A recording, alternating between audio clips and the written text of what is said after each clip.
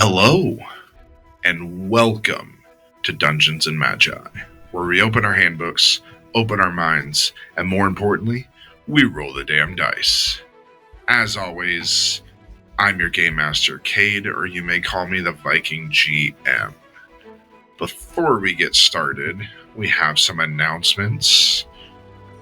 So, Ben, if you would take it away with our partner. I remember the dark times. 4 times. When my dice were sad. My miniatures were non-existent. My maps? Just scribbles on a napkin. It was a lawless land. A world without hope. And then, like a beacon in the night, it arrived. Dungeon crate. A box? No, not just a box. A treasure chest delivered to my door. Inside, mini so detailed I wept. Dice so shiny I blinded myself. Perhaps so immersive I forgot what reality was. And adventures, exclusive, beautiful, heart-wrenching, tear-inducing adventures. I'd never been the same.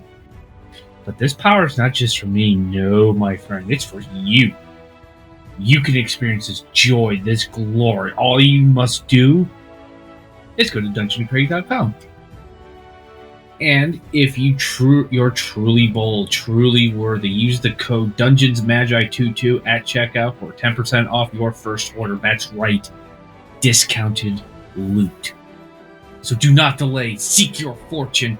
Take your place among the legends, or live forever in a regret, rolling your sad, ordinary dice on your sad, empty maps with your sad, lifeless moons. The choice is yours. Dungeon Crate. Get it now, or forever be haunted by what could have been. Back to you, King. Thank you. Where's Sorry Dungeon Crate?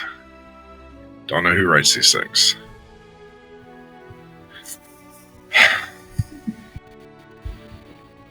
In the heart of the mountains, deep within the volcanic depths, the gods whispered to the greatest craftsman alive. Forge us something worthy, they said. And thus, from the fires of destiny itself, brokers forged dice were born. But these are not just dice. No, my friend. These are artifacts of unfathomable power. Each set is handcrafted, polished to perfection, and infused with the very essence of adventure. Need dice that gleam like the hoard of an ancient dragon? We've got them. Need dice that roll with the precision of a master assassin? Done. Need dice so powerful that they make your DM question every life choice they've ever made? Welcome to Broker's Forge. I remember my first set.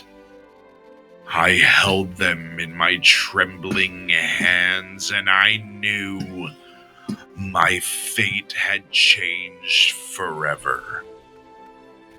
My rolls improved. My confidence soared. My barbarian raged harder than ever before. It was beautiful. And now, you can wield the same power. But be warned, this is not for the faint of heart. Only those truly ready for greatness may claim their set. Are you worthy? Will you rise to the challenge? Go to dammediallc.com. Click on the store. Seize your destiny. Or live forever in mediocrity, rolling sad, uninspired dice, forever cursed to a fate of mid-tier luck. Don't let that be you. Broker's Forge Dice. Roll with power. Or don't roll at all. Can I choose not to roll since my rolls are always shitty? Sure. Just means it's an automatic failure. Oh, fuck. Well, Don't worry, guys. I do not touch these dice once they are completed. So check out our store. Again, damnmediallc.com. Click on the store. You'll go to Deals and Haggles and buy some dice from the hag. Make a deal. Make a deal with the hag. Yeah. Always works out. Because that 100% guarantee. never ends wrong. Sounds like a plan. Actually, we're getting ready to put gift cards, I believe, on the store. And they are called deals. So you can buy deals with a hag for your friends to use on our store. And then a ton of new stuff that's going to be coming out soon. Check them out. We've been getting a few commissions here and there and making those. If we have multiples of those, we'll throw them on the store. Or you can message us and ask for a custom set. And we'll get you something that's not on the store. Get it right to you. We've got tons of different styles. I can even make you chunks. Nice big chunky boys. Chunk. That weigh 30 pounds. Yeah, so. Last we left off, the crew completed another of the tasks for the final devil, the last devil. Found yourself inside a buried archive in Maladamini. Through graveyards and decayed, secrets buried deep, retrieving a lost record. Few people getting hurt, but you returned and were given another task. The task to go back to Malbolg, the sixth layer of hell. Go beneath the Citadel of Screams and retrieve an artifact. And that's where we're picking up. So, the descent into Malbolg is like falling into the rotting heart of hell itself. Unlike the layers you traversed before, you're seeing Malbolg again, not merely ruined, but diseased. Once a realm of twisted order and harsh judgment, the shattering left Malbolg fractured, both in landscape and reality. The ground shifts unpredictably, as if the very stone resents those who tread upon it. Jagged spires of black rock pierce the horizon like the ribs of a corpse, and the sky above churns with ashen clouds, lit within by occasional flashes of sickly green lightning. But this time, you're not here for knowledge. You're here for a relic. An artifact that should have been lost to time but refused to die. And as you appear in Malbolg, you hear, beneath the ruins of the Citadel of Screams, a relic festers. It was never meant to survive the shattering, yet there it lies, rotting, waiting. Bring it to me. And he offers no details beyond that. No warnings, no promises. And to you, that's the first sign that this task is different than what you've done before.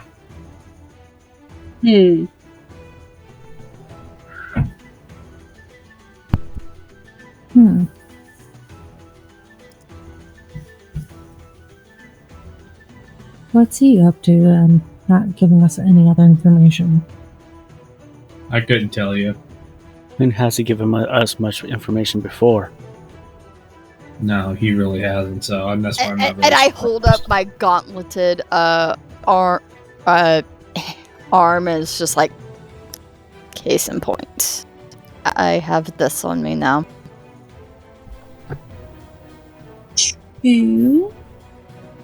Well, we might as well get going to the Citadel of Screams and just start looking for everything. Whatever this is. Better. Yep. I start Just fucking walking, just trying to I kind of find. just heave my warhammer. I'm like, all right, let's go. All right. Anybody finds anything nice and shiny along the way, let me know. I want to look at it. So, you have to go through the path of broken chains. Massive, infernal chains once used to suspend fortresses above rivers of acid and flame now hang limp and rusted. Many still connected to crumbling towers that lean at impossible angles. Some chains are alive, twisted into serpentine forms that lash out at anything that passes. Everybody, make a dex save, please. So you're not hit by these limp chains. Oh no! Oh, fuck. Oh no! Beatrice, 6. fail. Colin, 6. fail. Arthur, Natural 20 for 25. success. V, Natural 1. Oh! fail. And Bev, 14. success. Okay, so there are 3 failures. These massive chains come at you like a snake and just grab. And for you two, they wrap around your body, squeeze, and then let go. But for V, they wrap around your neck and begin pulling you.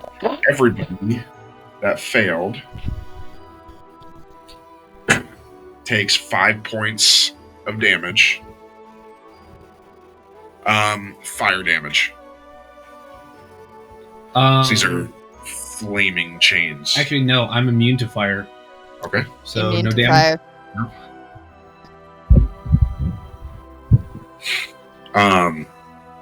How are you immune to fire? Oh, your class. That's right. And yours because you're metal. So, but it grabs you and lifts Yeah, V it's up. strangling me. It begins to hang her. I'm going to try to I shoot want the to try chain. and use. Okay. I'm going to try and hit the chain with my hammer. Well, Arthur goes first because you're technically wrapped up. 27. Okay, roll damage.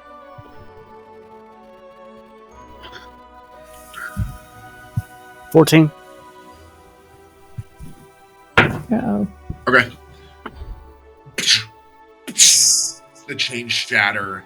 V. You take 2 points of bludgeoning damage as you fall. 10 feet. A D6 every 10 feet. I'm gonna run over and help them up. Oh, fuck. I'm gonna do the same. I kind of... No. I lean on Bev as I'm catching my breath from being strangled. I've got you. Oh. The hell is up with this place? It's hell. Yeah, let's not linger. as I'm trying to brush off. You okay, honey? That hurt. Yeah, that was like a really big bear hug that I did not ask for. I think the last infernal burn I got was worse, but I kind of put my arms around just kind of move forward through this valley of limp chains. All right, so I say with and a I dead curl face. into Colin. as you leave the limpness behind, today's episode is sponsored by Blue Chew. Leave the limp chains behind. Just kidding. That's an actual company we know you. Just kidding. They don't sponsor us yet. Hey, it's free money and Blue Chew. Okay. So you end up heading into the fields of forgotten voices, a wasteland filled with action statues, frozen in expressions of horror and agony. The remains of beings who were erased from existence mid-scream during the shattering. Their voices echo faintly.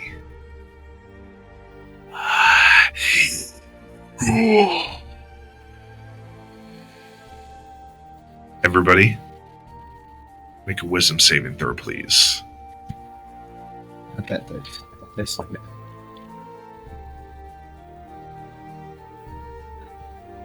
that. Beatrice. 21. Success. Colin. Dirty 20. Success. Arthur. Dirty 20. Success. B. 10. Success. Oh, thank God. Bev. 18.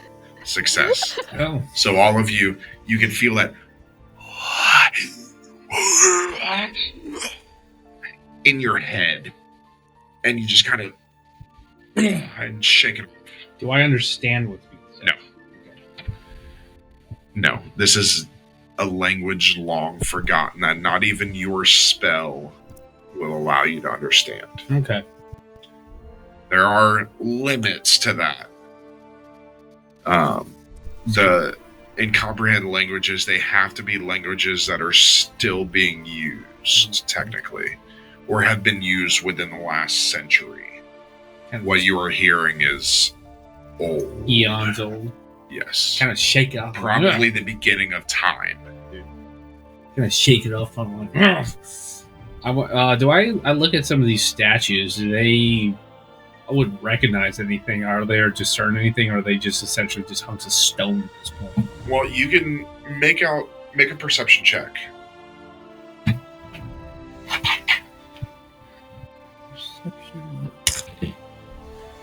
13. You can make out various. You see a lot of humanoids. Looking through it, on some of them you see pointed ears. Some have horns. Probably some elves. You see, again, pointed ears and horns. Never seen anything like that. Not sure what that is. Out above table, tieflings. Yeah. But you guys have not come in contact with tieflings yet. If they're even still around.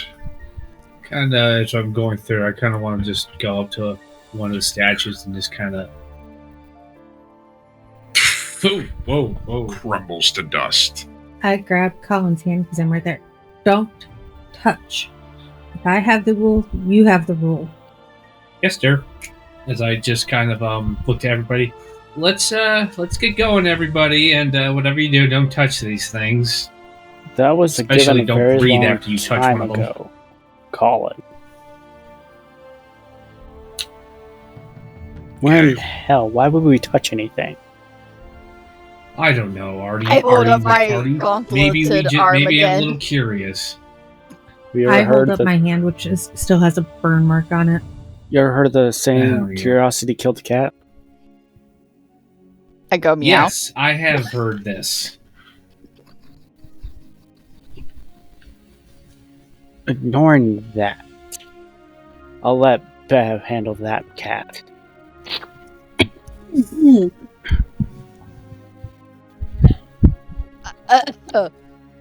Oh, So, continue into the chasm of the hollow wound. Are there signposts of these that mark Yes. these? It says chasm of the hollow wound this way, 2 miles, because in hell they still use freedom measurements. Because we're in hell. Yep. You see a gaping rift in the ground, filled with a swirling vortex of black mist and broken memories. Kind of stare down at it. There's only a few ways across. Well, technically one way that branches off into others of crumbling bridges that you must cross to get to the Citadel of Screams. Shit. There's no way around. I start backing up from the ledge. Dear, what are you doing? Mm-mm. Mm-mm. Oh, sorry. I thought you were gonna. Sorry, honey. I thought you were gonna try and jump across this. Oh, that'd be entertaining. You just see I don't think that would be. my skin look just change different I- colors as I'm just backing away and my hands are shaking a little bit. And Colin, you'd be the only one that would notice the hand shaking because you know she's terrified of heights. I just start going across the bridge. Just Yeah. I Me, follow like hold a on. movie. Oh, damn it! Olin, I'm like, honey, I pick know up your this wife. is scary, but you're just gonna have to go with me. pick up your wife and just carry her. Okay. So, there are 4 bridges, each one more crumbling than the last, which means the DC gets higher as you go to save from this. And there's actually going to be there's only going to be one there'll be one DC or one save. So, as you get to the first bridge, it's shaking and rocking, pieces of it falling off. Down below, you hear, "Come with us, John." Everybody, make a wisdom saving throw.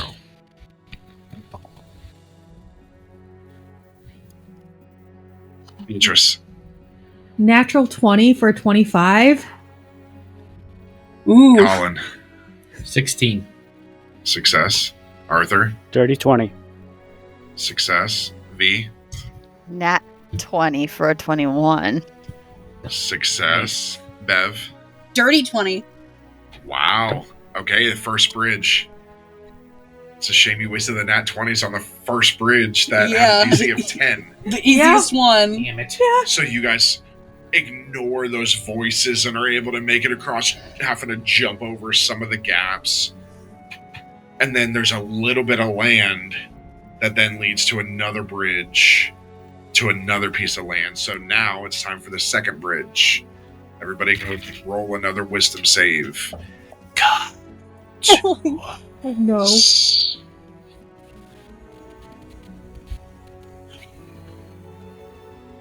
Okay.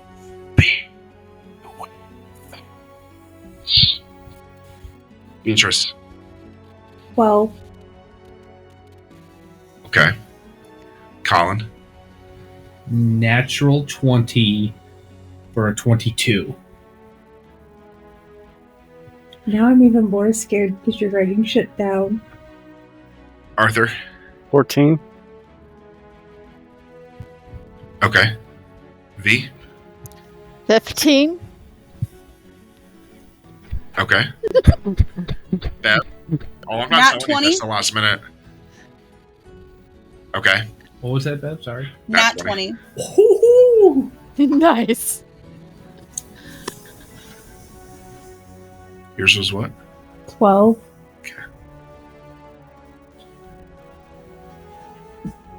As the bridge is even more rickety, bigger gaps you're having to jump across.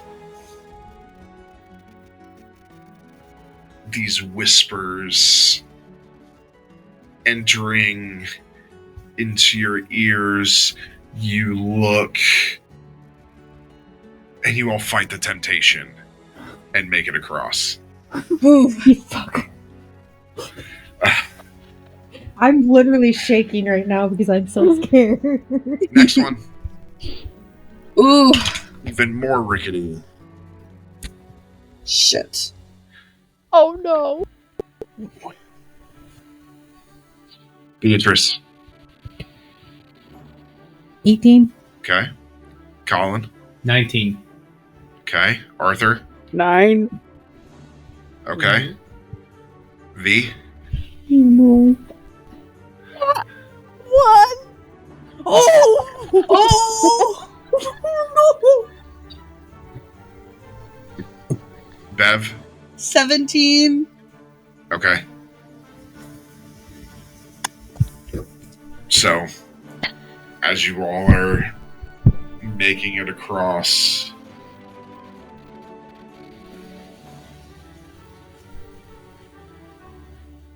these whispers once again entering into your minds. V and Arthur, that temptation to join those whispers.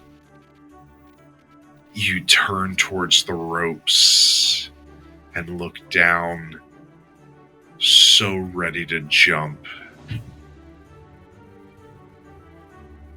I'm gonna You all- try to grab V. You all make it across barely, Oh. but Arthur, your DC is increased by 2. V, yours is increased by 4 on the last one. Oh, fuck. I didn't get that nat 20. Yeah. Yeah. Yeah. GM, just quick question. Is Cal with us? Oh yeah, he is, isn't he? Success. Success. Okay, he's good. He's good. Those are both like 17s. Yeah, he's good. Okay. Listen, we haven't played this in like a month. Been doing one shots. Fun one shots. Okay. Lethbridge. Well. Those whispers again. And I'm talking, there are like 2-foot gaps, 4-foot gaps that you're having to run and jump as this bridge is swinging. And come play with me. No. Yeah, Georgie. Hey, wrong fandom. Anyone, it's just sitting down. Alright. Last wisdom saving throws.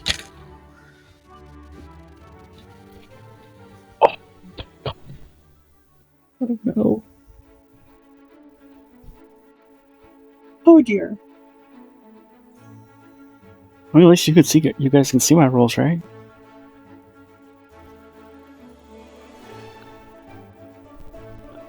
Maybe you should take my advice and join Okay. me and Kara. Beatrice. 16. Okay.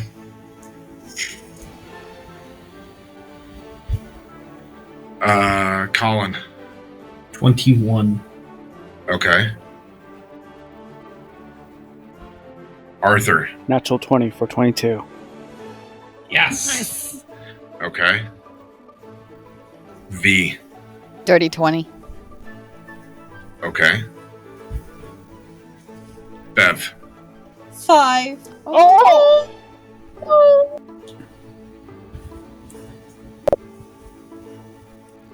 Okay. Cow. Oh, yeah. He exists.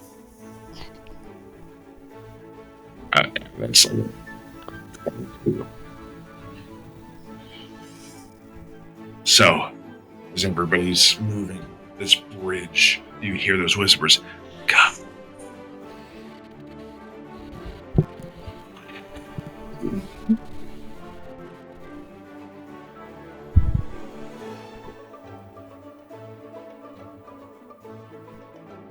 Just barely, Beverly, are you able to push away and make it across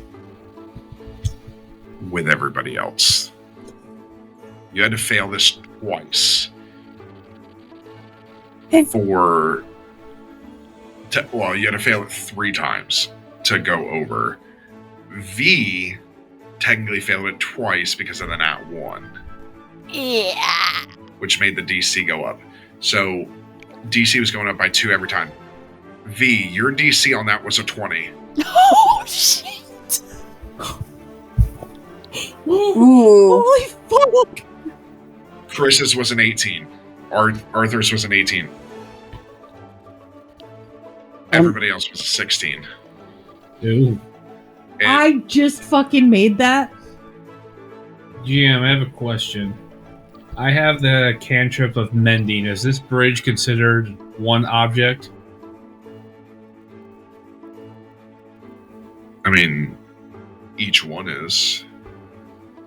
You can try and mend it. But keep in mind, it just takes it back to whatever its original state was.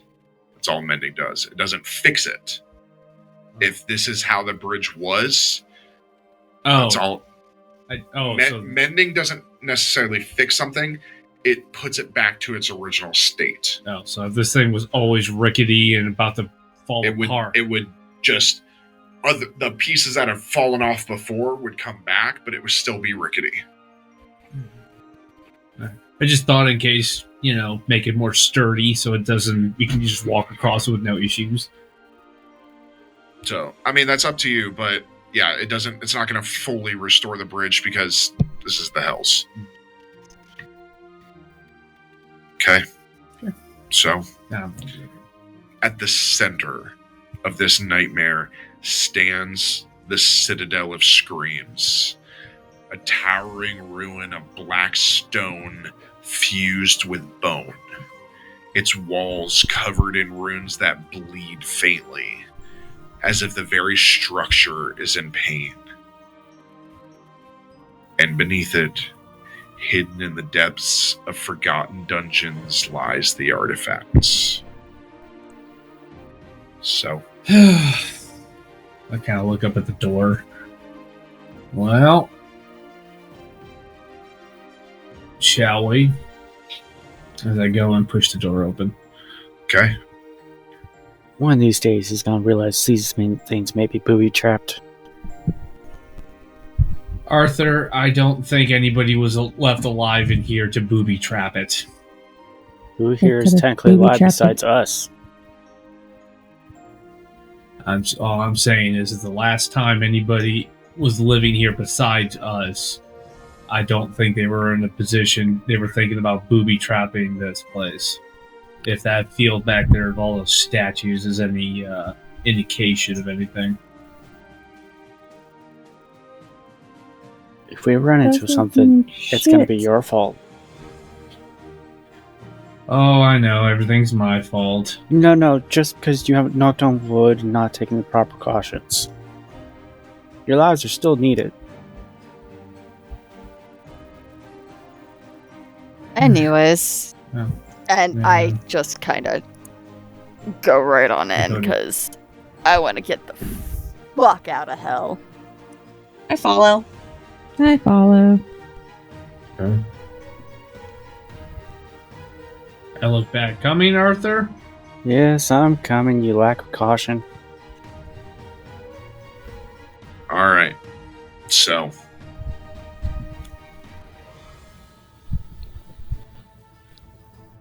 As you make your way down, you find a room that has a faint crimson glow. And as you enter, you see a desecrated altar. Standing upon it is the artifact. What is it? I look at it. You have to get closer and look. I want to take a look around to see if there's any. Just kind of look at the room a little bit. Okay. Anything that might give me an indication this thing is being guarded.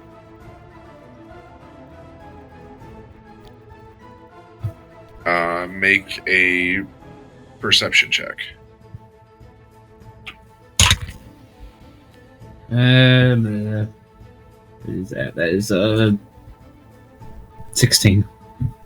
Okay.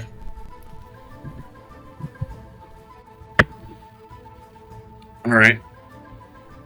Looking in the shadows in the back corner, you see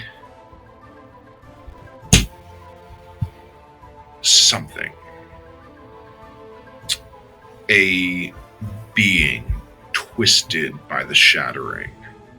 Part devil, part something else lingering in the shadows. But it doesn't attack you. It just sits there. Do I notice it, or does Colin only see it? Colin sees it. I kind of silently motion everybody and point to the corner. Should I handle this? Try to talk to it? You try. I guess there's no reason to just attack it. I'm Okay, prepared and hold out my second, the Arcane Blaster and the Hellfire Whisper. I'm gonna turn to it. Hello? Are you alright?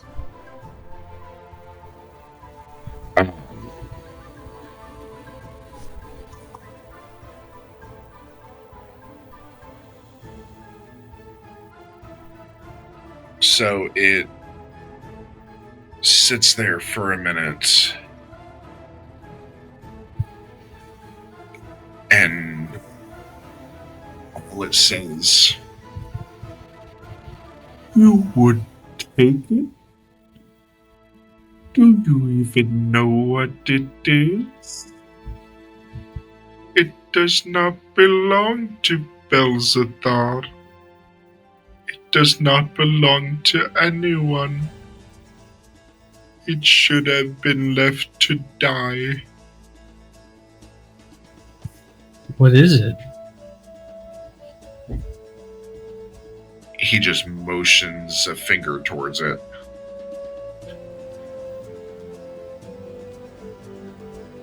Wanna look at it? Yeah. Okay. You look. It's not a weapon. It's not armor. It's something far worse. It's a fragment of a soul bound within a cracked obsidian heart. The runes etched into its surface, constantly shifting, trying to escape their own design. You realize, with what he said, the Guardian's not just bound to the artifact, it's part of it. So taking the artifact means deciding what to do with the being tethered to it.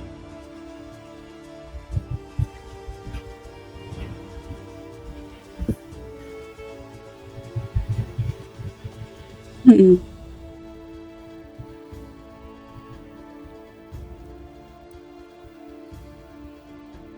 I want to get closer to the artifact and look at it. Okay. See if I can glimpse the soul inside of it. I mean, you're not going to know what the soul is.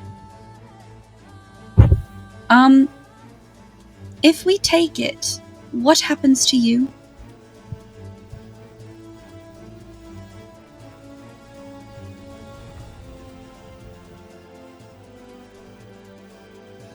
If you try to take it by force, I will be forced to turn you to dust.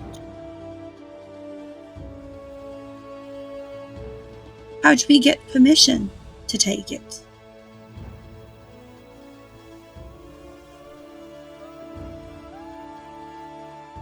Try to free me or sacrifice something in its place. How do we free you?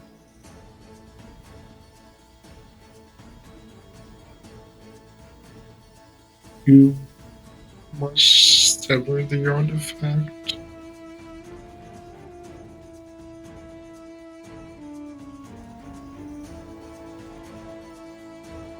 So,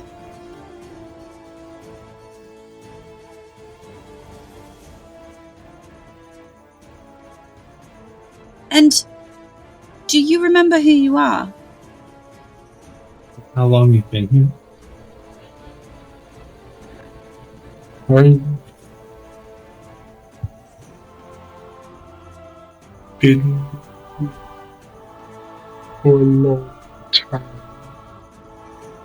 I am the guardian of the forsaken soul. I look back at the artifact and then back to this creature. What is your name?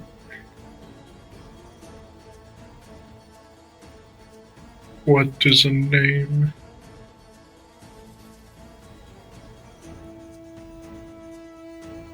I look to the others. And you still haven't fully seen him because he's in the shadows. Hmm. I look to the others and I'm like, what is this? No. Hmm.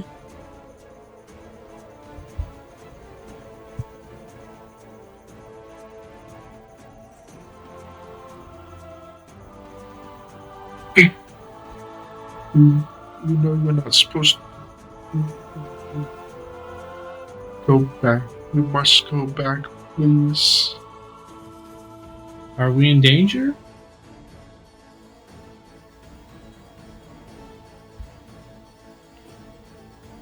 I don't want to hurt you. We don't want to hurt you either. But we were tasked to bring this back. Is there some way we can both walk away from this without hurting each other? There must be a way.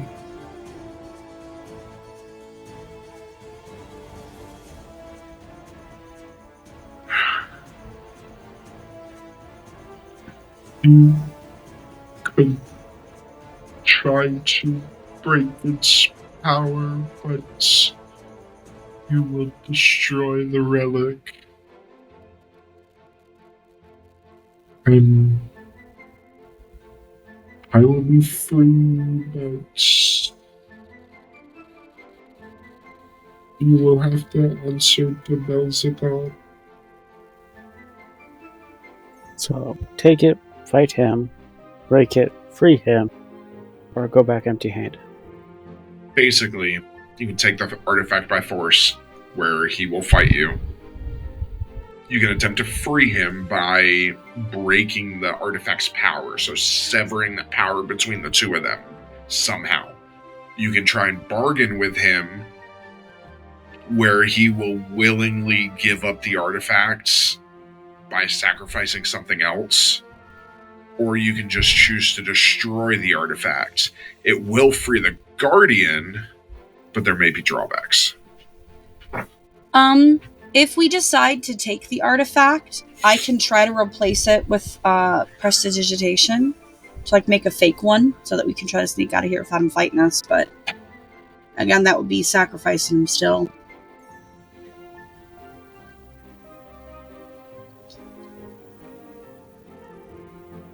What would we have to sacrifice?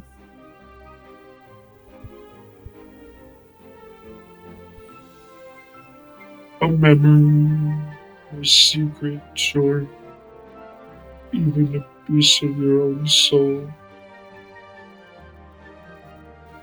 I kind of look the other way. My soul's unfortunately spoken for the time being. I've given up enough memories. And I just got my soul back.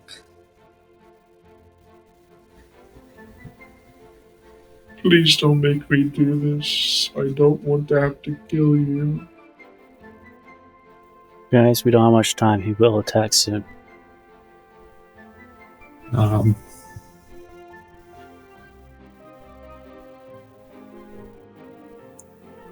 Give up a memory of mine. But would you be able to choose it? Would I be able to choose it? No. Hey. I do not want to do this. I must. The contract says so. What if you were to come with us? We take the artifact, but you come with us. You've probably been here for so long alone, with nothing but this dark, hollow castle to live in. Wouldn't you want to be somewhere where there are others to talk to? If this artifact is removed without severing from me, I will die. Even if you accompany the artifact? I cannot leave this room if the artifact leaves as well. Could I? Do you want us? Could I see Sorry, this Beth. contract? I do not hold it. Who does? Asmodeus. Asmodeus is gone. There are no more demon lords. Your contract is gone. There's no one to hold you to it. Make a persuasion check. This is when you need to get an Guidance. Guidance, so that's a D4. D4. There's a high DC. He's going against the will that he has had for thousands of years. Persuasion? He has been sitting here for thousands of years doing the same thing. We're the first people he's come in contact with since then. 24.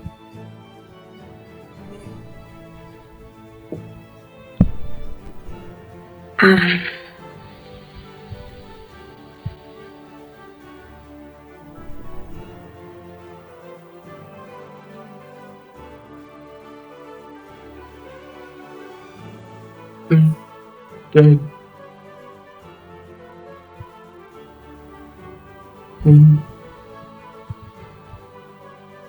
Can feel it.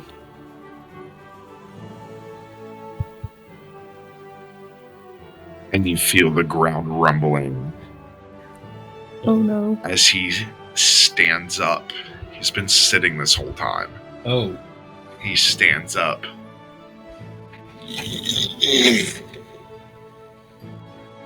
Towering over you. And he steps out of the shadows. And you see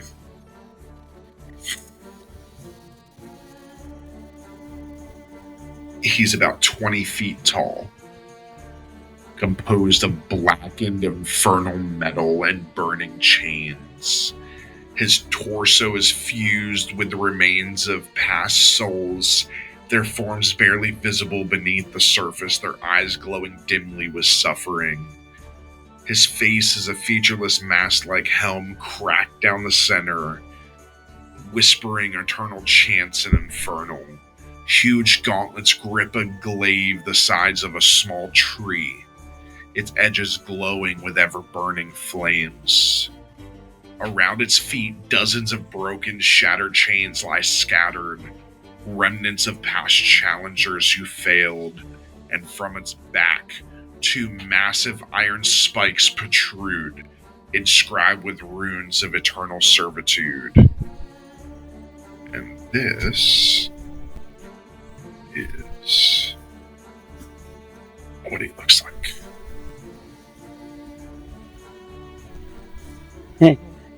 Oh. That's metal. Quite literally.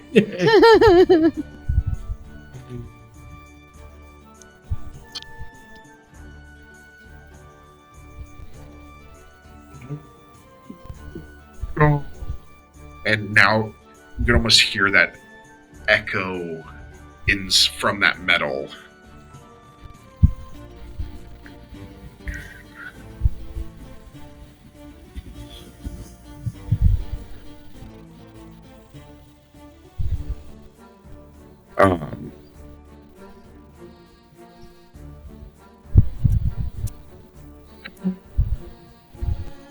And you can see the head move to each one of you, that grip tightening.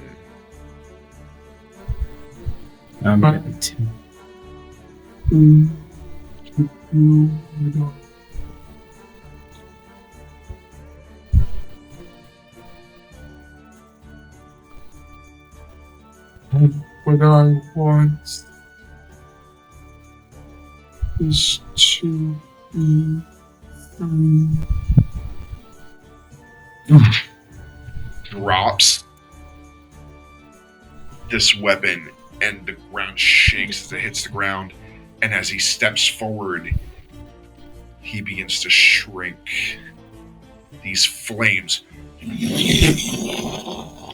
all around him, so hot you kind of like shield yourself. And as he steps forward, the flames subside, and you have reminded him that he is free, and this is now what you see. Ooh. Oh. The armor cracked and worn, ghostly pale skin beneath, his eyes glowing faintly with sorrow as he experiences freedom for the first time. You have freed me.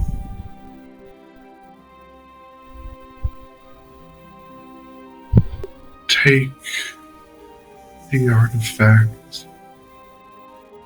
I do not need it anymore. Do you want to come with us? I cannot, but if you need an ally in the future, just call out.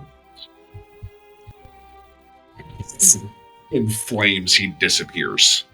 Did we ever get his name? No? He doesn't know it. Oh. Been here for thousands of years. Trust me, you would not know your name after that. Yeah, Oh, so if I was about to ask him what his name was, so he wouldn't have known. Nope. So I just kind of looked to the others, and I'm like, "Oh, I'll get it. I'll get it." I go over and I just kind of. Don't touch it with your bare hands. You're right. Sorry, Arthur. Yeah. Sorry, Arthur. You have gauntlets on. Oh yeah, I do have gauntlets. Remember, I have gauntlets. You have the paladin armor, Oh yeah. so you have gauntlets on. I kind of very tentatively tap the heart. He's gonna die one of these days. It's Oh. like crystal.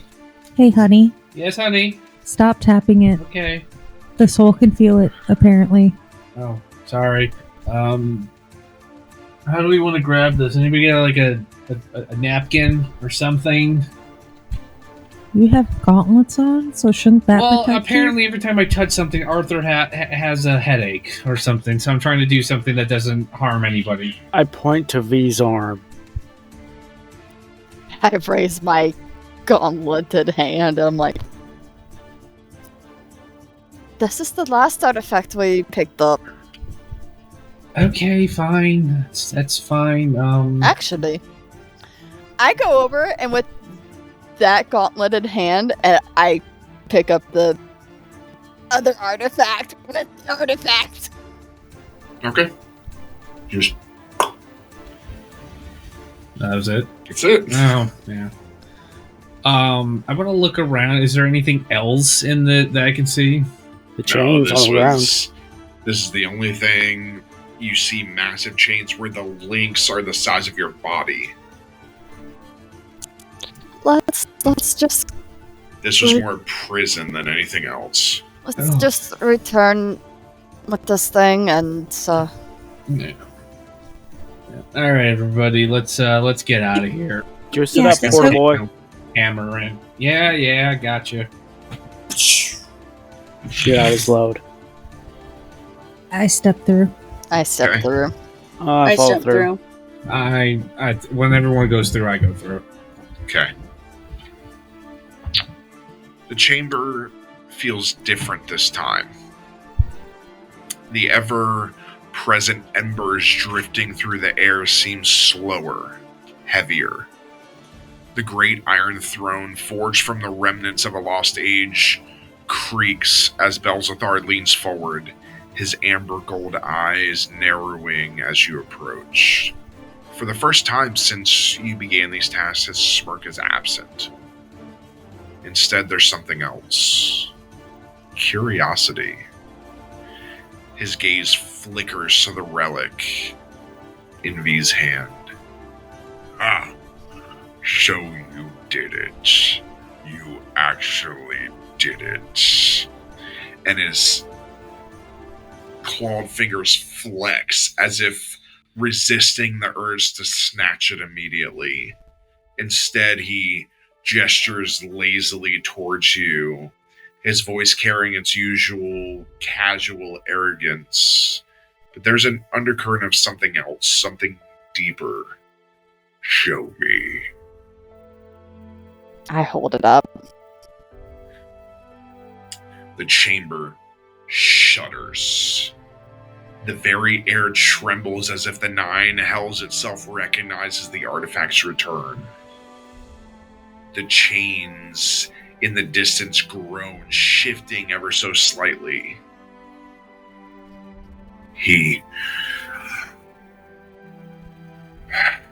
His eyes locked onto the relic, and for a fraction of a second, just a heartbeat, his expression flickers with something almost like relief.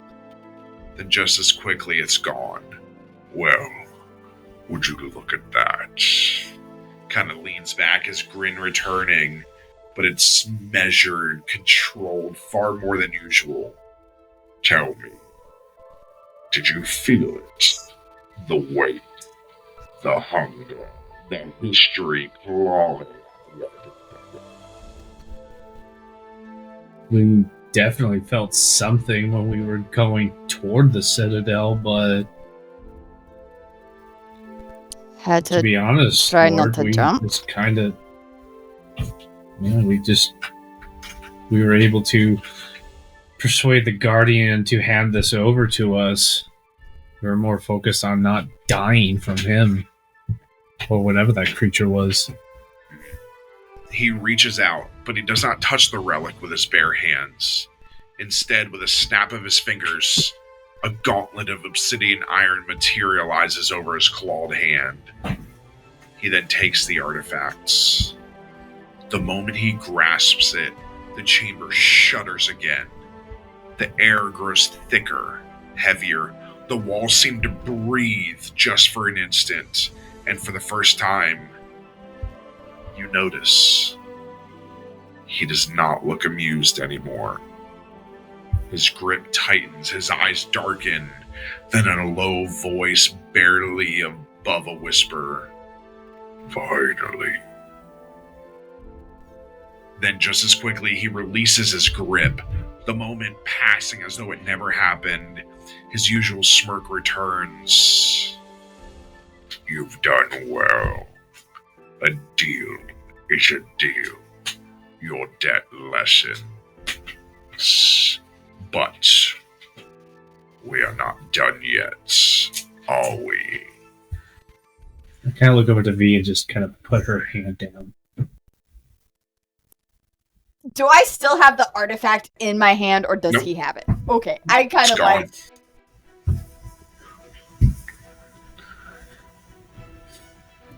And I'm still not used to having the gauntlet attached to me, and I'm like,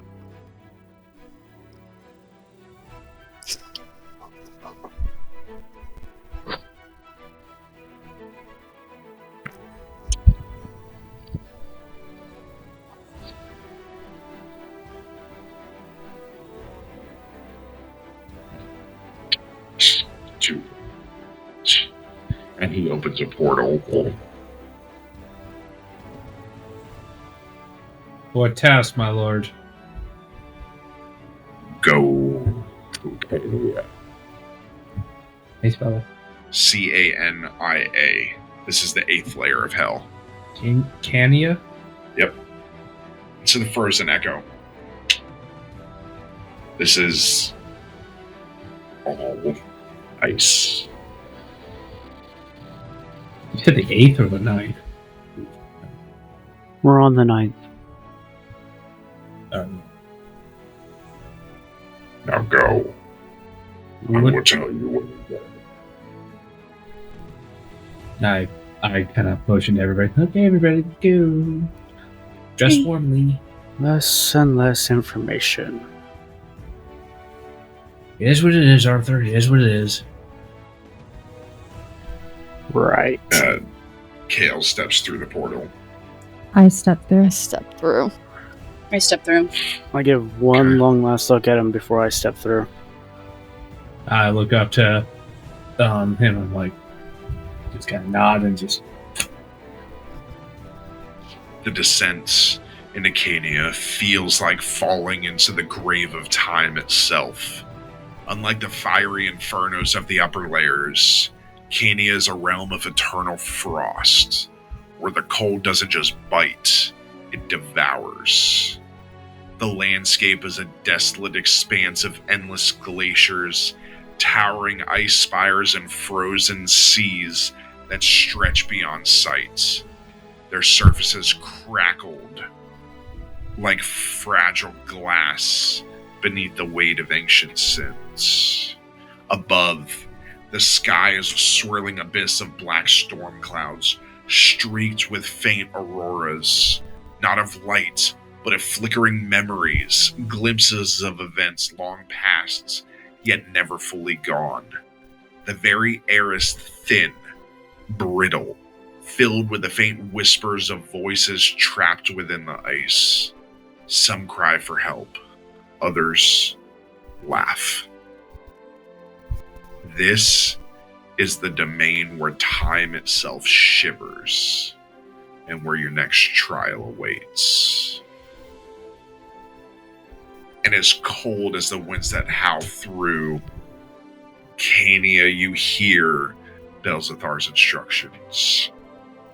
Beneath the glacier's heart lies a fragment, an echo of time untouched by flame or decay.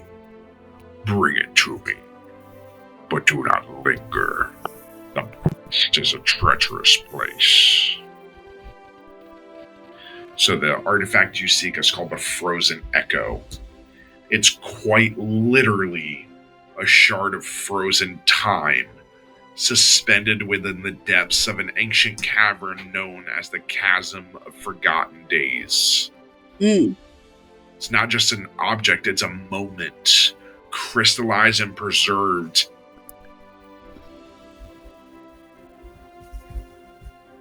And now it is your time to journey through both ice and memory. And where is it located again? In the Chasm of Forgotten Days.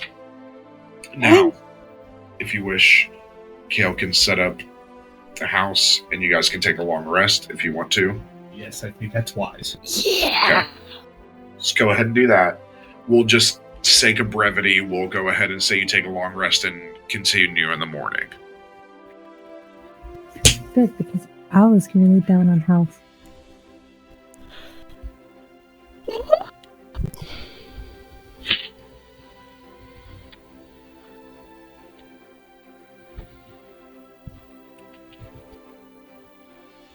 I'm so full.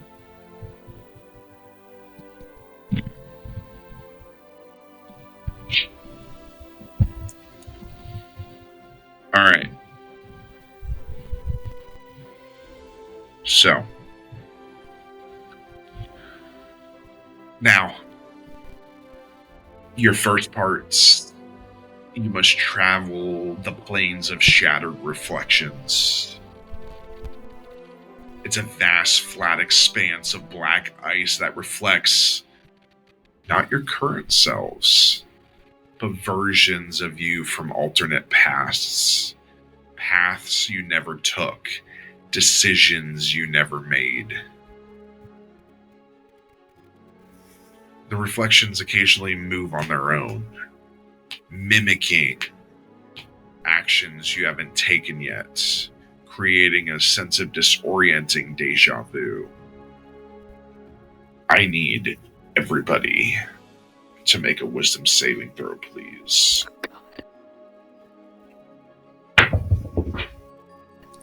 Oh no.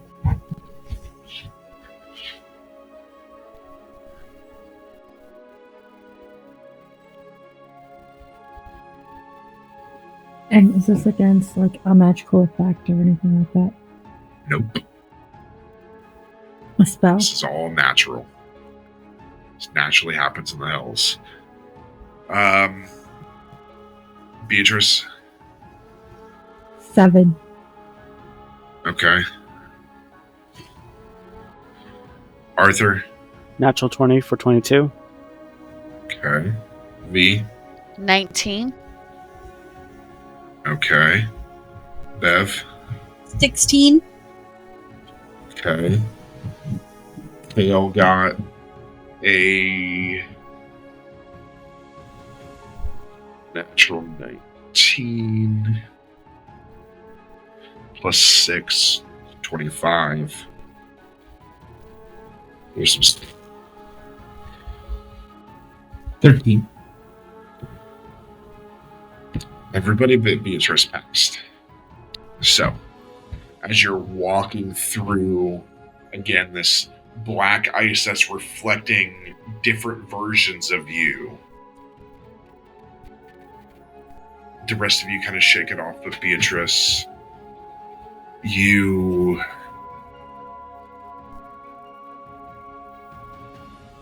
see a darker version of yourself.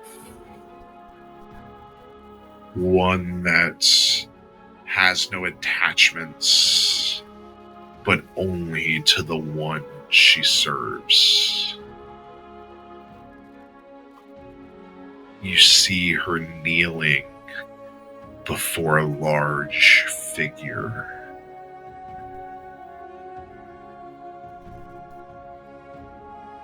As she stands and turns towards you, you see her mouth begin to grow larger and larger, reaching her ears. As she grabs against the ice. Do I see her jump from that? You see her jump, but you don't see her. Honey, you okay? I put my hand on her shoulders. Hey, no, just me. Just me. Come on, let's keep going. Oh no. Let's go. Does that kind of guide her back to the others as we continue? Okay. Now, you continue through into the blizzard of echoes. This is a raging storm of razor-sharp snowflakes, each one containing a fragment of memory. As you push through, you experience brief flashes of other lives, some your own, some belonging to strangers long dead. Give me wisdom saving throws, please.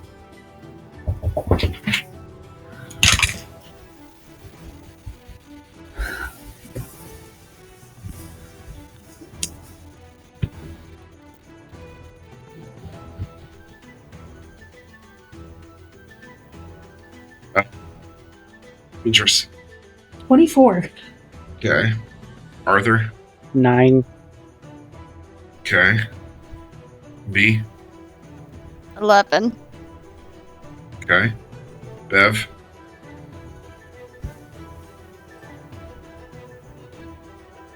Oh, sorry, I was muted. 17. Okay. Kale got 11. And Colin. 21. Arthur fails. So, these snowflakes hitting all of you as you all try and maintain focus, trying to push through these flashes of lives. Arthur, you begin to go into temporary confusion as you begin walking the opposite direction of everybody else. Do I notice this? Make a perception check at disadvantage, because this is a blizzard.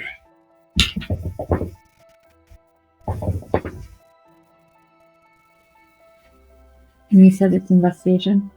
Or perception? Perception. 18. Yeah, you can see him start to walk the other way, kind of clutching his head. I'm gonna go up and put my hand on Arthur. I'm gonna Arthur. quickly flinch and pull up the gun, but pause when I see B. Whoa! Dude! Do I hear this, or is this like a big, loud storm? It's loud. Sorry, It's a why are you it's a behind buffalo me now? blizzard. You started walking the other way. I'm gonna look to see where she came from, and do I see the others? Yeah. Shit. Barely. I'm gonna holster handgun. Sorry. I grab kind of like, not his hand, but his wrist and pull him with me. Okay. I need more wisdom saving throws. I'm not done with this blizzard. Oh dear. Oh shit. Beatrice. 7?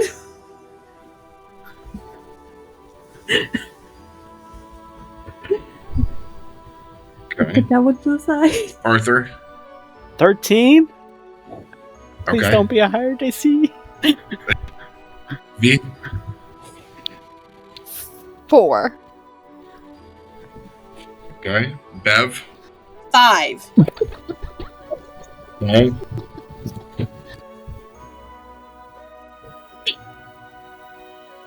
Colin. I got a natural 20, so a 22. Cool. Kale got a natural 20, so a 28. Oh, Ooh. Okay. I will say, pick somebody to save. well, probably gonna say her. Okay. Over. Kale is going to pick Bev. So, with that natural 20. So, hitting all these memories, everybody's starting to shake it. Kale and Colin are able to just shove it off like it's nothing. But you guys begin to drift off to the side. Kale quickly grabs Beverly and pulls her back. It's not that way, it's this way. You scared the fuck out of me. I'll go the right way. I was trying. Colin grabs B. I swing. I try and grab her. I'm like, will you stop? It's just me. Dude. I don't like this place. Who does? As V begins to drift off and walk on her own. Do I see? Since I'm like, You're focused on Beatrice. Do I see? Make a perception check. Disadvantage. So that's Wait, where's... I just curl up into What's Colin, going on? trying to shut everything I off. don't like disadvantage 6. Okay, no, you can't see her. She's moved too far out of your vision. Where's V? I'm gonna look. I look around. She was with you V? last. Perception checks. Disadvantage? Yes. 1.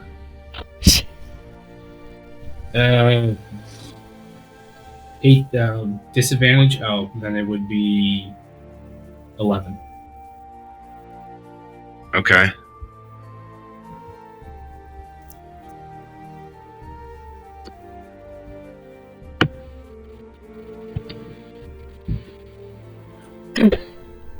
So, you guys can't see V, but I just did a Kale. history check with Kale to see if he can figure out where he thinks she was. And he reaches out, and you see his hand glow. And he casts Fairy Fire. And a 20-foot cube. And V is now glowing. Which means it takes away the disadvantage from everybody. No. To see V specifically. So now we all roll again. Perception? I'm still curled up into Colin. Yep, perception. I would say, yeah, just regular roll. 13. That's enough. I'm going to see her and I'm going to call out her name before I touch her shoulder. What? So I'm going to turn her around and push her forward. fucking is okay. This place is Go hold your girlfriend's hand. fucking. I'm going to go and hold on to Bev. Okay, Kale is going to cast his cantrip Dancing Lights. As he holds up his hand, these orbs, 4 orbs, and he sends them off in a straight line ahead. Follow these. Does that kind of guide B forward? This will give advantage on your wisdom save. Because you gotta do another one. Advantage, you say? Yep, Oh, you get good thing you have now. advantage. Yeah, thank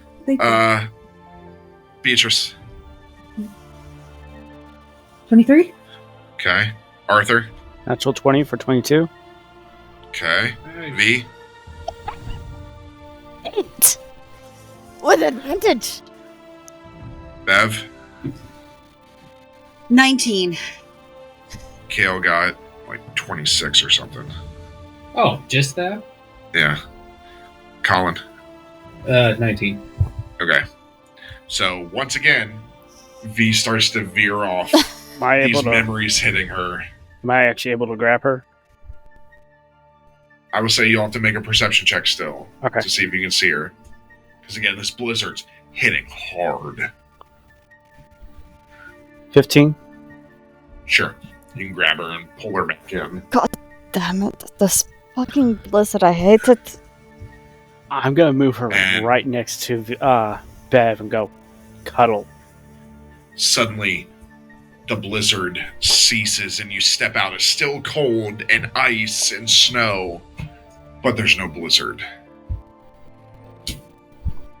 Instead, you see the Bridge of Broken Years, a narrow, crumbling ice bridge suspended over a bottomless abyss with cracks glowing faintly with pale blue light. I curl further into Colin. You said Bridge of Broken Years? Bridge of Broken Years. You'll find out in a minute why it's called that. I don't go on the bridge, but I walk up to it and kind of closer look at it. It's a bridge made of ice. Are you leaving me behind? Because I'm curled up into you. You came with me. The fuck I did? But you can see down and it's just black. Whatever you do, don't look down. Well, You know that makes people look Bridges. down. Yeah, no. I look I down look down. and I It is freak out. bottomless. I release Colin and I scramble back.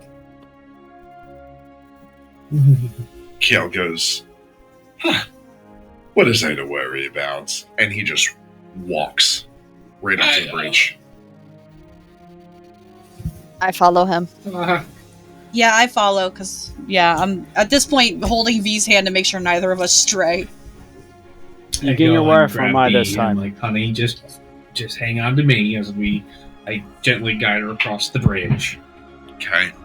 I'm So- gonna As you cross, you see visions of pivotal moments from your own past.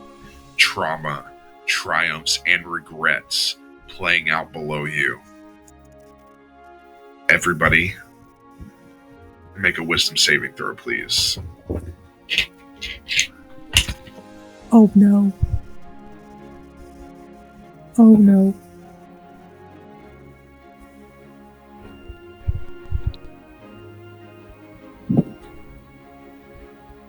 Is that still with advantage, or are those light bulb Nope. things gone?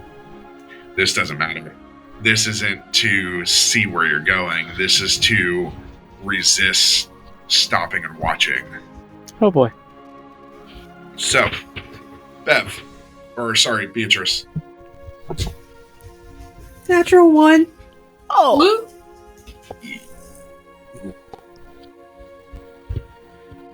Arthur. 8. B. 12. Bev. 11. Hale got a 15. Colin. 17. Okay. So, as everybody's moving, Arthur, you just stop and you watch all these pivotal moments in your life, traumas, triumphs, regrets happening. And you try and push through it. Beatrice, you begin to see everything. And you don't want to keep going. You stand on the ice. And if at this point, because of the natural one, if anybody tries to pull you, you will fight them to stand still. I'm right next to her, so I'm like, honey, you gotta break out of it. Nothing. I get it right in front of her face and I just scream, Beatrice! Nothing. But everybody go ahead and make another wisdom saving throw. Me included, or Oh yeah, you fail this one.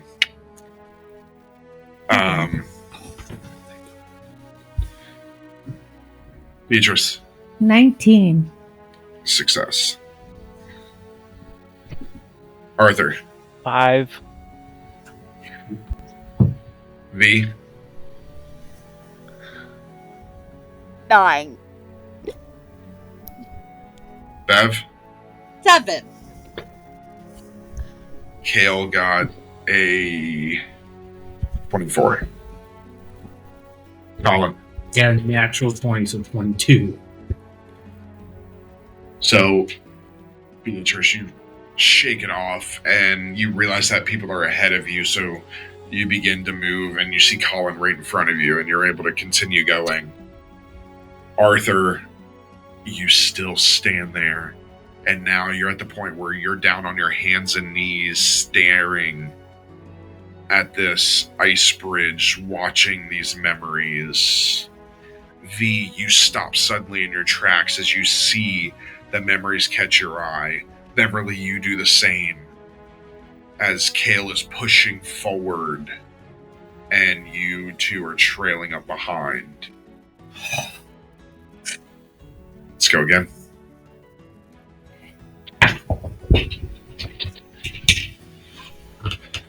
Beatrice. 21. Success. Arthur. 16. Success. V. Dirty 20. Okay. Bev. 4. Kale got a 16. Colin. 21. Success. So everybody kind of shakes it off and keeps moving forward except for Beverly, who, Beverly, you're now down on your hands and knees staring at this. The rest of you are on the other side of the bridge. Beverly, I need you to make another save, please. Oh, motherfucker. I got a 5. So, as you all cross the bridge, oh, thank God, you all turn around and you watch Beverly throw themselves off the bridge towards the memories into the chasm. I jump after her. I attempt to grab V. Make an initiative roll.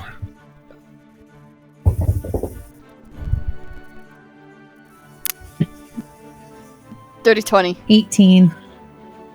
20. Okay? V, just out of your grasp, dives into the pit. Oh, I'm just. fuck.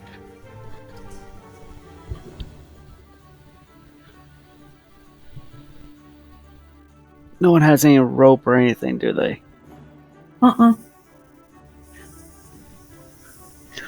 Nyx is probably passed out or something, or he would have tried to grab onto the ledge.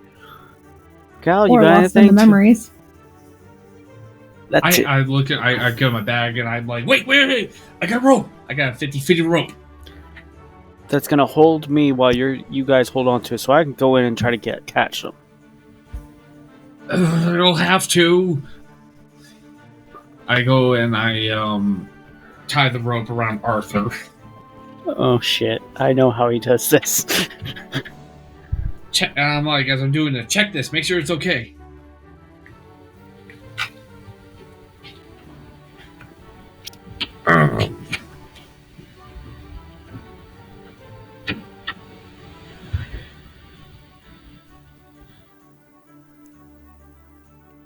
So,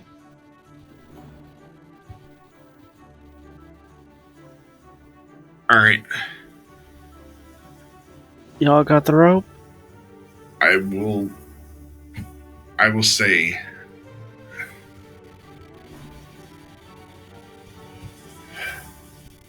I mean, you can do this, but it's not going to matter because in D&D, in 5e, a creature falls at a rate of 500 feet per round, which is 6 seconds. So if you do the math, every second you fall 83 feet. Well, Ooh. So that took you 10 seconds at least. So they're so. They are already over 500 feet down and still falling. I looked at Cal. Do you have anything? I don't have anything for this. I deal damage. I don't save people.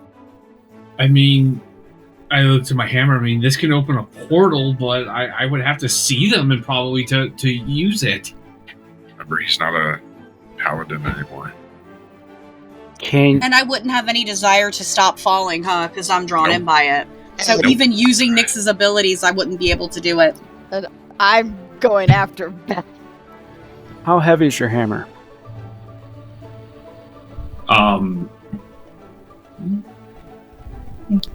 me check. 5 pounds, actually. Yeah, it's actually really lightweight. Do you think that hammer weighs more to drag you down faster so you can catch up, open a portal to let V through, and then try to catch up? Nice try. even at the fastest rate of speed, They're already over 500 feet. There's no way he's doing that. I tried. I tried. I mean, my armor weighs 65 pounds. That would probably make me fall pretty fast. Not 500 feet fast. No, that's... Every 6 seconds, they're falling 500 feet. And we've been talking for... At least a minute. Mm-hmm. Yeah. Just continue on. We don't have anything. Yeah, I don't know if there's a way to get us. As you guys are debating this, Kale walks to the edge and takes a step off. Begins dropping. God damn! Maybe we're supposed to go down? And you can hear in this echo. At first you hear,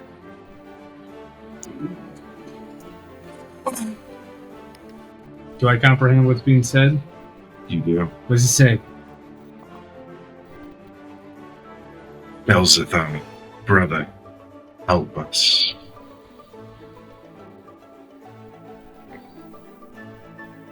And right in between all of you, this large, fiery portal opens.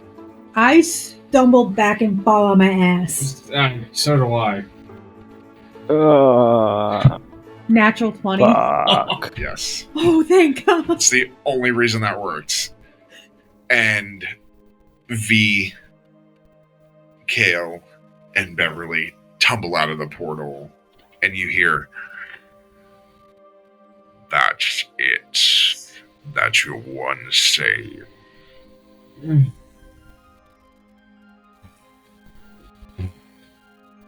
Well, this is a good thing he heard me. Am I snapped out of it? Oh yeah. I run up and give V and kind of rip both V and Bev. I like you would have had to because V immediately latched onto Bev and is just like, "Don't ever do that to me again! Don't ever do that to me again!" I didn't mean to. Something came over me. You came after me? Yes, she did. Yes, they did. I kiss V. I step back and I'm like, whoa. I looked at Cal. I returned the kiss. Normally I would say, tell us when you're going to do something stupid, but this I time, go over to Cal and there's just go, no time. "Good job."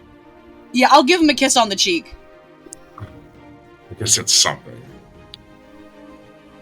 Anyway, Alright, let's I think- keep going and get away from this horrible bridge. We're going right there. I look to see where he's pointing. And you see the chasm of forgotten days. Is there a sign? Yes.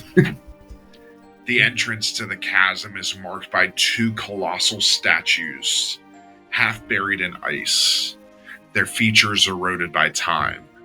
They were once archdevils, perhaps rulers of Cania, long forgotten after the shattering. Now they're nothing more than frozen sentinels guarding a tomb carved into time itself. As you enter, the temperature drops even further, reaching a cold that burns. The cavern walls are embedded with fragments of frozen memories, scenes suspended mid-moments. You see a warrior scream, trapped forever in silent agony. A falling sword hovering mid-air. A child's face frozen mid-laugh, their breath crystallized in the air. And at the center, embedded in a pillar of pristine, unmelting ice, rests the frozen echo. I look at it and I want to see if there's anything around that acts as a defense mechanism or a guardian or something. Oh, you see a guardian standing near it. You see a creature born from the shattering, a being not of flesh or spirit, but of fractured time itself. Its form shifts constantly, sometimes a towering figure of ice and shadow, other times a flickering silhouette caught mid-movement, trapped between seconds. It does not speak. Instead, its very presence forces each of you to experience alternate versions of your lives. Oh, As time slows,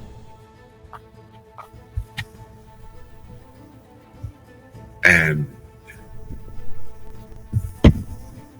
each of you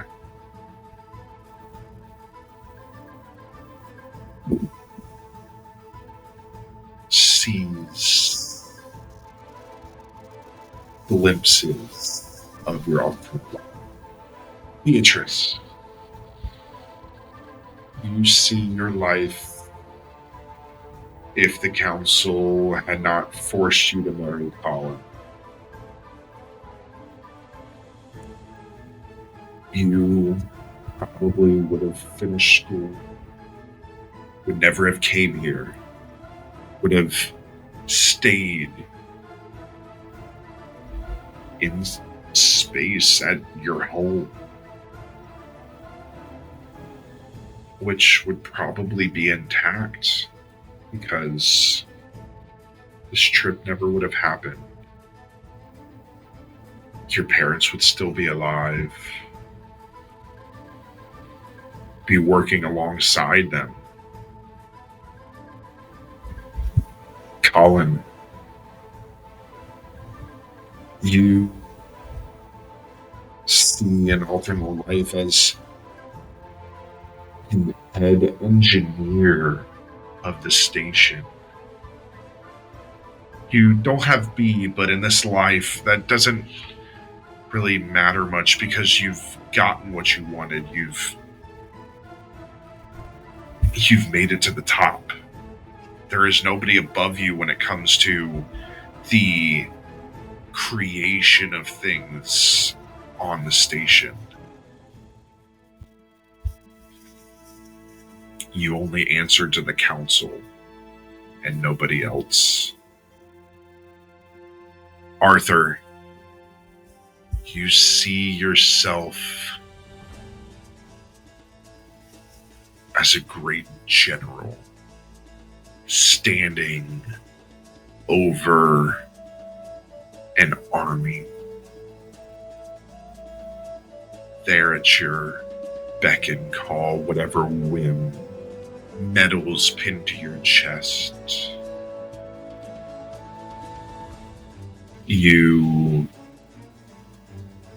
have achieved what you've wanted for a very long time.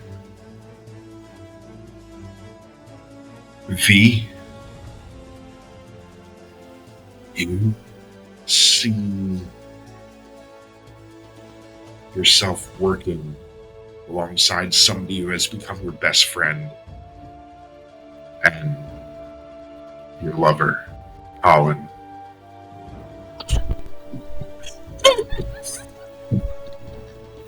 As you two work hand in hand,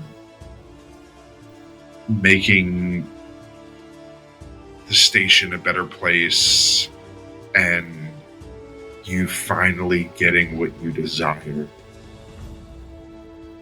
And Beverly, you find yourself as the number one star in all of the galaxies. Award after award, hit after hit, drink after drink. You stop. Everyone knows your name. And not one of you had to come to this God's forsaken place. You stayed up there.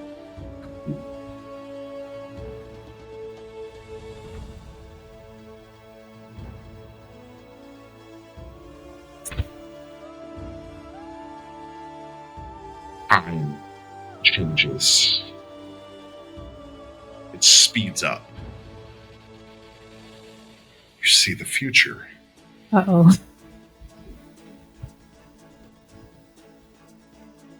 Beverly, you see a place restored. This place, well, not the Hells, but Elyndor, restored. You see elves and other creatures you've never seen before walking around. You find yourself turning around and you're in a little cottage. And as the door opens, walks out, followed by a few children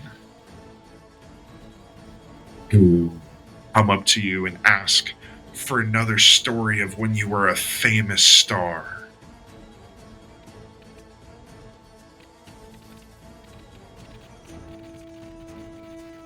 V, you see the same. You see the lush grass. You're not in this bustling city. You're in a meadow with a beautiful family.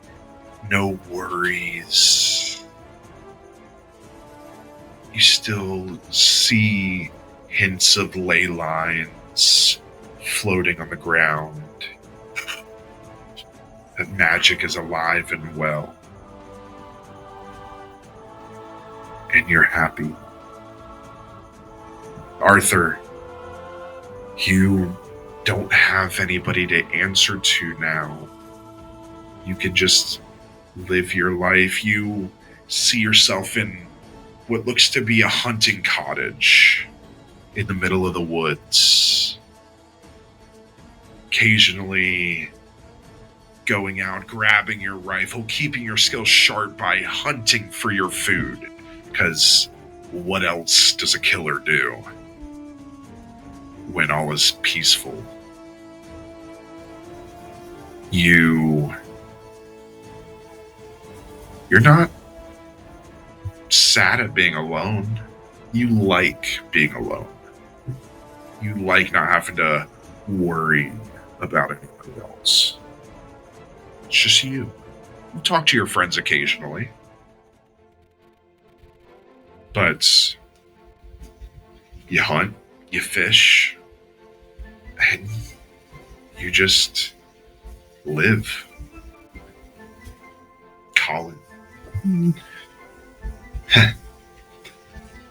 You find yourself in the largest house of a village, atop a hill. And you see a painting on the wall. Not that painting. Oh, That's in the ship. yeah. You see a painting, and as you look at it, you see yourself. You see Beatrice. And you see 4 children. 2 boys, 2 girls. One of them looks to be the oldest.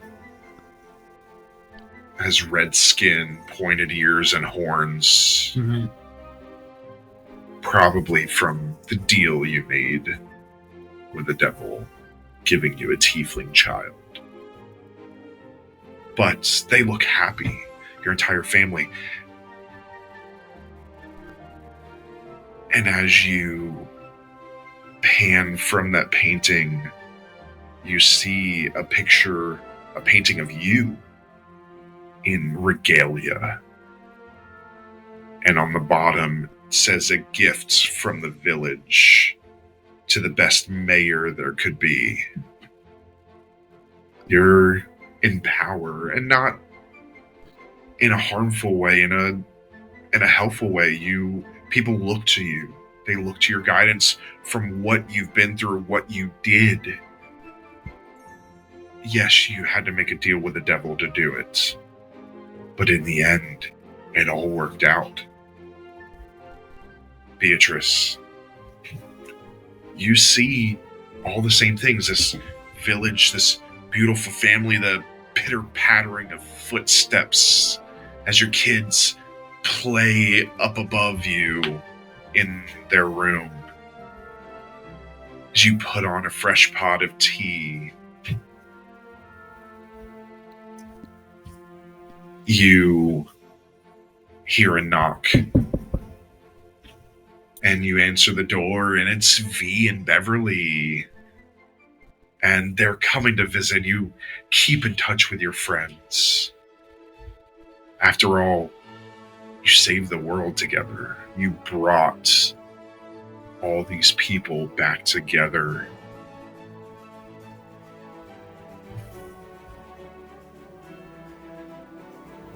All of you see the future that could be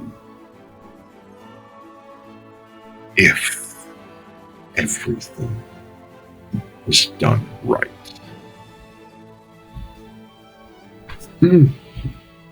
Snap back out of it.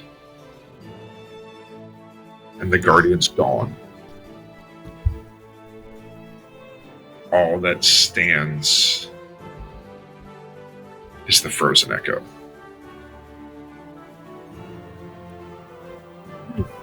And all of you remember what you just saw. Kind of just shake my head. Oh god. Okay, so trying to clear my head. Oh god. How do we do this? How we want to get it out? I mean, I could melt it, but this thing is already frozen. I may inadvertently destroy it. I mean, it's ice that can be picked up. Oh, it's not like well, the echo is frozen inside the ice, but the ice is its own thing. Oh, okay. I thought this was like a big giant pillar or something. I just have tears. Like tears just streaming down my face. I noticed this, and I I'm gonna walk up to it and use my cape to pick it up. Okay. Wait, you have a cape? Yeah. I have a cloak. So, you guys have a decision. You can take it back to Belzathar. You can use it at some further point in time. This does have something that it does. You can just leave it untouched, or you can try to destroy it. But remember, you don't know what this frozen point in time is.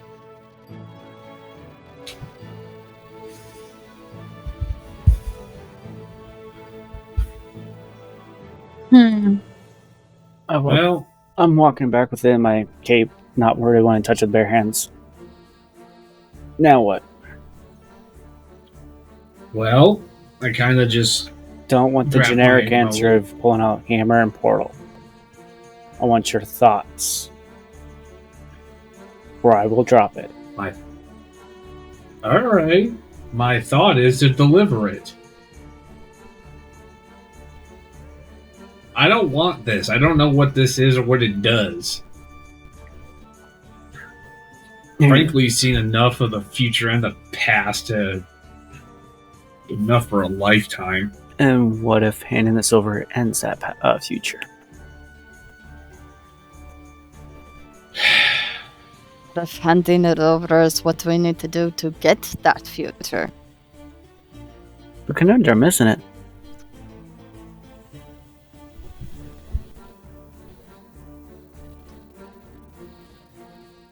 B, I don't. what's your vote? I honestly don't know. Cal, Bev? what's yours? As much as I would like to defy my brother, something this powerful is probably best to listen. Agreed. Imagine what would happen if it broke. Ugh.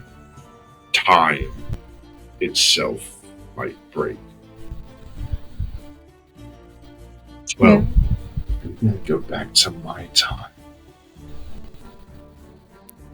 Cal, we best not mess with the past.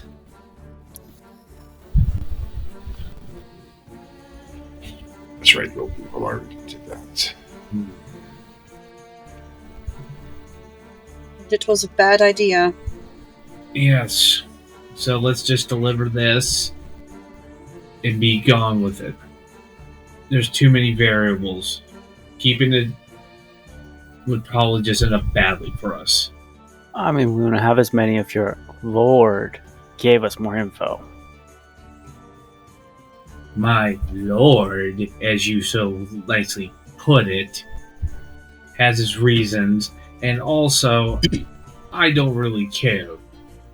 I wanted to be able to fulfill our end of this bargain so that there's a chance that this contract or deal that I was forced to make is done. And so that my soul is returned to me. And we'll win that And we- end.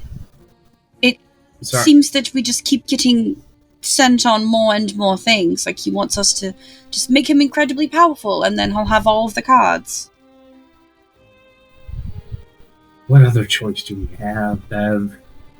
Throw it Go at him, back up. making it shatter at his feet. See what happens. Yeah, I think that would probably be a very bad idea. For who? It'd be Us. near him. All of us. He would probably kill us right there. Yes. You want to fight the last Hell Lord? Trust me, even I cannot take on my brother. Yes. Okay. Especially when my power comes from him. Exactly. Same with me. I do think giving it to him is the only choice that we have, but if it fucks us out of that future, I'll kill him myself. Kale puts his fist out. Portal opens. Like You wish you could do that. I can't do that With your hand. with this, Oh. which is in my hand. I'm just gonna walk I- through, let them I have use their my hand, contest, I don't need a toy. carrying the crystal on my cape. I'm gonna walk through. Yeah. Come on, honey. I walk through. I All right. So, you step into the throne hall, and it's always hot in Nessus. The embers of the Shattered Nine Hells swirling endlessly like dying stars. But now, as you bring the frozen echo before Belzathar, a new presence lingers in the air. Cold, biting, ancient.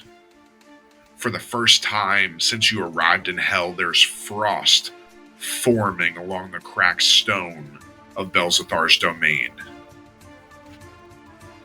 The moment the relic is revealed, the very flames that lick the edges of the chamber flicker and dim. He watches, his golden eyes narrowing, his usual smirk fading into something unreadable. His clawed fingers drum against the armrest of his throne, slow and deliberate.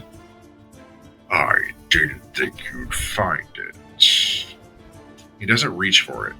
Instead, he leans forward, his expression unreadable, the embers reflecting off the polished onyx of his horns.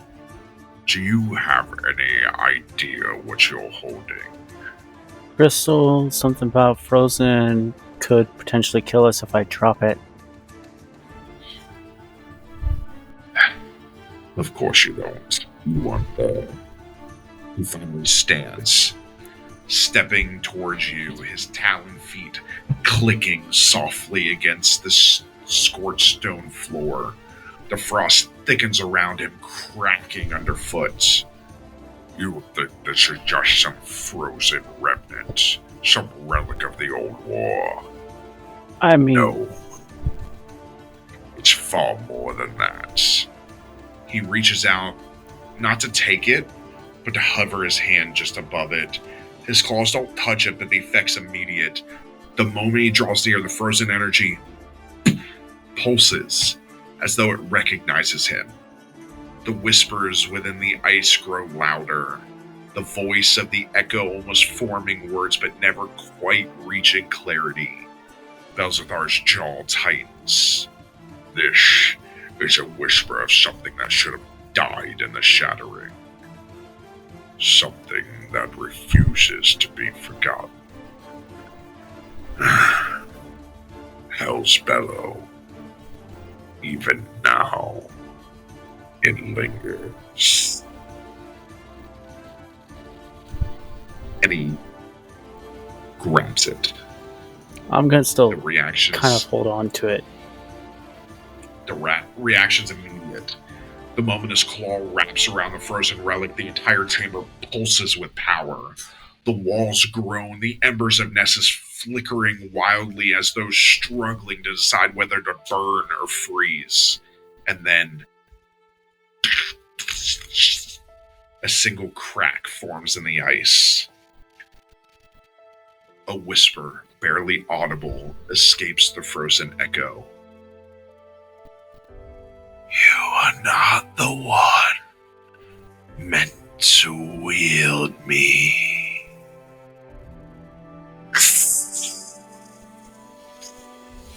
He hisses through his teeth, gripping the relic tighter, his eyes flaring with golden light. That's what you think. The ice fractures slightly, sending out sharp pulses of freezing energy, forcing him to take a half step back, his tail flicking in irritation. But then his smirk returns. He lifts the relic out of your hand, Arthur, inspecting it like a puzzle to be solved rather than a weapon to be wielded. Ha!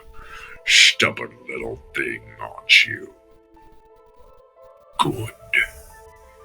That means you still have power to give. He twirls it in his grip before finally tucking into the folds of his infernal cloak. The temperature begins to stabilize, not warming, but settling into something unnatural. A thin mist lingers, the remnants of the frozen echo's presence refusing to vanish completely. Then finally, he looks at you, his usual arrogance returning. Well, well, well. Another debt paid. Another step forward. Would you look at that? You're getting good at this. Maybe too good. But don't get too comfortable. We still have work to do. And that, my friends, is where we're going to take a break. Please don't go anywhere as we return and find out what is next.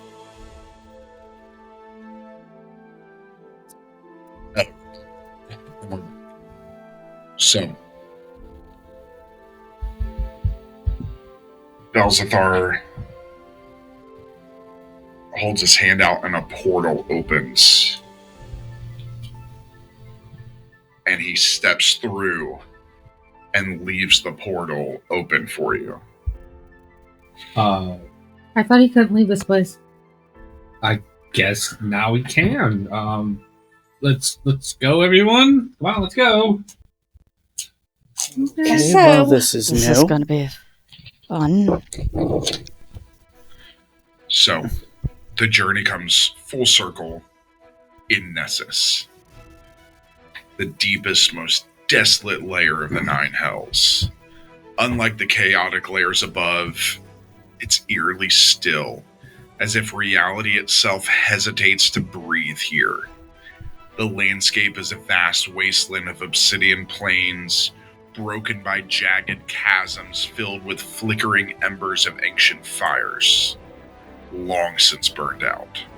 The sky above is a void, a canvas of absolute darkness, devoid of stars, sun, or even the faint glow of distant realms.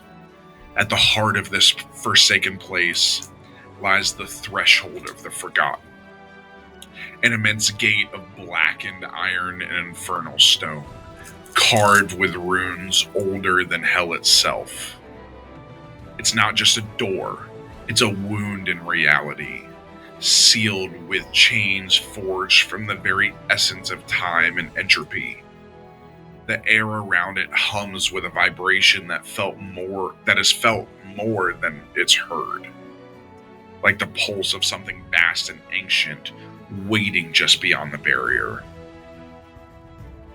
Belzethar awaits you here. His demeanor different. No smug grin, no mocking laughter, just a quiet, intense focus. This is the end of the path. Or perhaps the beginning of something greater. His instructions are deceptively simple. You will open the gates, or you will destroy it. Either way, you're free.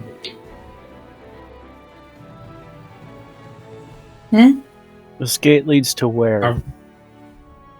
So,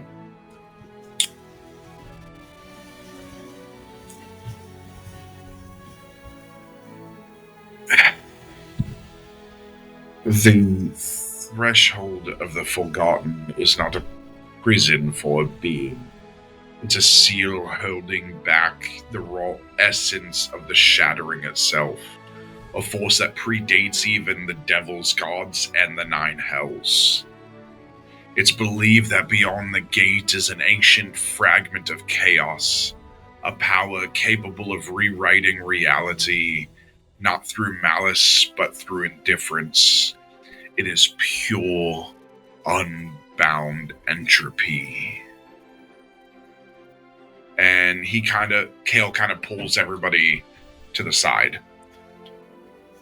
I don't believe my brother wants to restore balance. He wants to harness the force behind the gate. He thinks he can control it, reshape the Nine Hells, perhaps even the multiverse, restoring what was lost after the shattering, or becoming something far beyond a devil.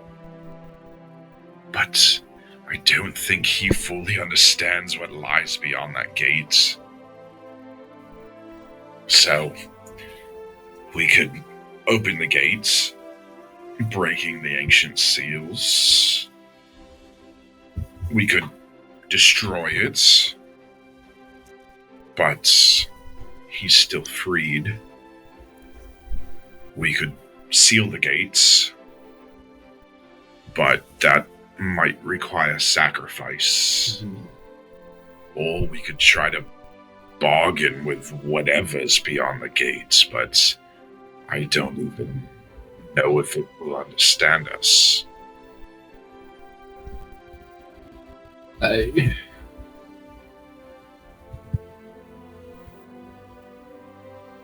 That's too much power for one person.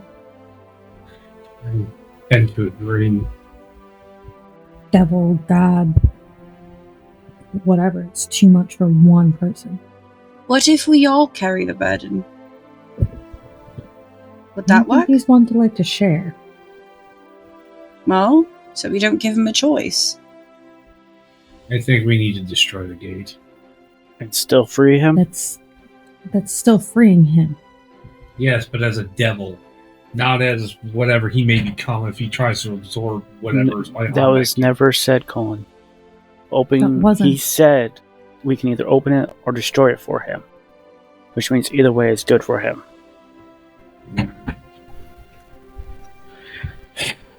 Either way, he's going to get inside and get that power. Unless we And get then in there what, do we first. seal it? What else are we gonna sacrifice? What if we go in first? Shut the door behind us. We take the brunt. He's never going to let us do that. Yes, Would let we us even open the survive door. That? Yeah, and who says he doesn't just barrel us down to get into the door? I'll shoot him. That's going to just probably bounce off his skin. You're It'll gonna distract him shoot enough a for you devil. all to get in then. I'm an annoying But, like- prick.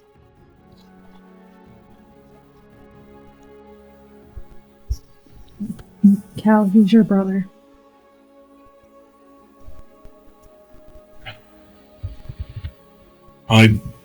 If we open the gates, it'll absorb whatever's behind it. I mean, that's if he can withstand it. If he can't, he'll disappear. He'll be consumed. If we destroy it, I'm afraid that we risk ourselves. It will take immense power to destroy these anchor points. We'll be lucky if we don't get pulled in ourselves. If we seal it, it's possible, but one of us may not survive. And then the rest would be Not to content. mention, if we do anything but open the gates, he may be a permanent enemy, attacking us whenever he wants because he'll be freed. And what does that mean for you and Colin? Breaking your pact or whatever with him. I mean, who knows? Who knows what it means for Elyndor? No matter what we do, I think there will be consequences that are unfathomable. Honestly, this was inevitable. We're completing tasks for a devil, the last devil, conniving, one that used to be mortal. The power he gained, I told you the story of his power, of his hunger for it. It's what made him what he is. Do you think he will stop until he gets this power? This power will make him a god. Why does it And need unless- us to open it?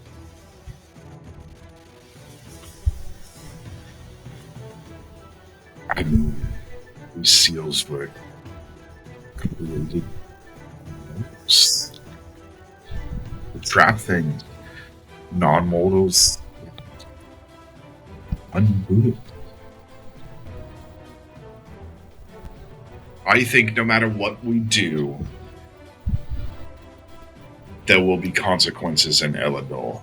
I think the Elyndor we left will not be the same one we come to. Whether good or bad, I think it will be completely different.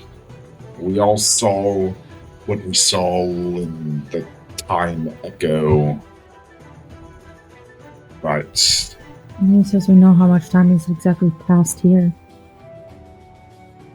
or how much time has gone.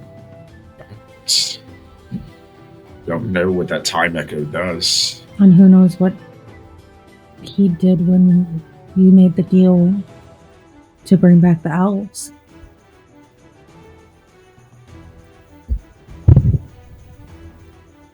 This is just an overall bad situation. I think this needs to be a unanimous decision. Seal and potentially all of us die, or open the gate. Because I don't think we'll be able to destroy it. Cal, you said a different option. You said bargain with what's on the other side? We could try, but I honestly don't know what's on the other side. It could be something far worse than Belzethar. It could be primordial, it could be a titan, it could be... We don't know. Nobody knows. This has been sealed since the beginning of time. There's no stories that you were told as a None kid? that still exist. So our choices are unknown. Seal and most likely die. Or open the gate. Could get betrayed, but unleash your brother. If we open the gates, we have a 50-50 chance. 50%, he takes the power and becomes a god. Other 50%, he fails and he dies. He disappears into nothing. But think about it. And I'm just thinking of our own well-being here. If we open the gates, and let's say he succeeds and becomes a god, or godlike, we helped him. Does that not grant us favor with him? Not to mention, you and I are bound to him. I don't know what will happen if he does get destroyed or severs our connection with him. Then we're useless. Or at least we just... I kind of, as I'm holding my hammer, I was like, or this just becomes useless. I don't want to sacrifice anymore. I don't think we can bargain with whoever's back there. Well, you never know. I think And Cal who is says right. whatever's back there decides not to choose him and chooses one of us? Well, then I'll have great power, and I'll remember all of you when you build temples for me. Do you really see Alright. me building you a temple? I could see you guarding my temple. I'm the one who would build it. You know, if you build it, they will come. I won't.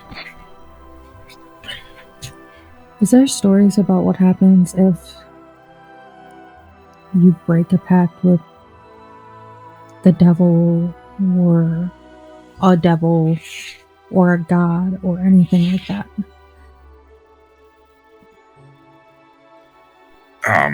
I mean, there's quite a few. I'm assuming that doesn't end well for the person who broke the deal.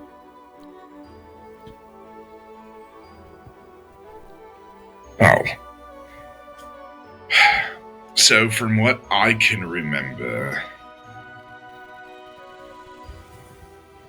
there's a few things that could happen if we break a deal. He could curse us. There may be something in the contract we did not see that would cause us pain. He could quite literally repossess everything he gave us. So we could- essentially we're damned if we do, damned if we don't. I mean, he could even take our souls if he wanted to. Premature death. I'm going to just say it. We open the gate for him. Either whatever's beyond there will kill him, and we won't have to deal with his wrath. I don't or agree with he that. becomes powerful and we have a better chance of gaining his favor. If we betray him or do something that denies him his power, even if it is for his best interest, that will not save us from his wrath. He is clearly consumed by gaining power, even if it's like taking alcohol away from a drunk. Even if it's for their best interest, they still won't thank you for it. I mean, Bev did. Yeah, that was also. I was also feeding them alcohol. And we changed species. There's a third option about opening this door. He still betrays us. Yeah, that could happen. I prefer the unknown option. I prefer opening the gate for him. I prefer taking the 50-50 chance that he betrays us. There's no way that if we do betray him, that we don't die. And who says he's not listening right now to what we're planning? He's just like standing behind everybody, just listening to this whole thing. Wait, is he? No, he's over by the gate. He's like fiddling with the gate, like watching it. He's obsessed with this thing. He probably can hear you. It's his domain. He's a god, basically. So we betray him, and he is listening to this, and we die before we can even step forward to the gate, or as soon as we open that gate or destroy the gate, he kills us all. Arthur, I know this flies in the face of everything your instincts are telling you. But sometimes you just got to make the deal with the devil. I made that Let's deal open the once. And then I Yes, killed him.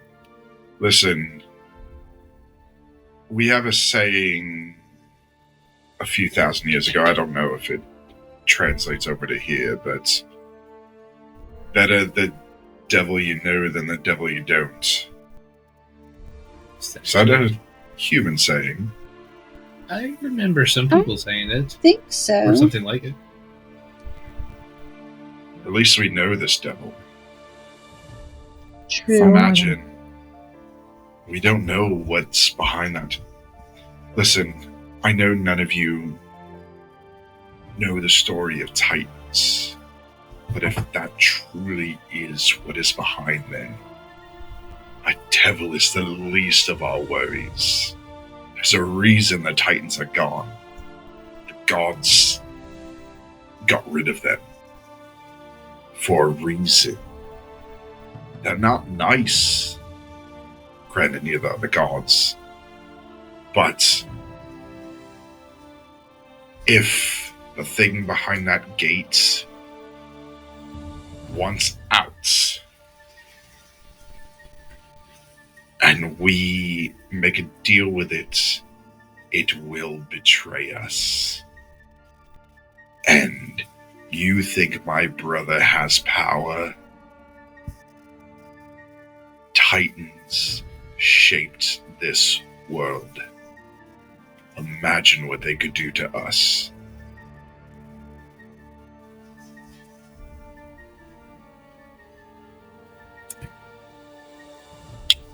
Let's open No. the gate for him.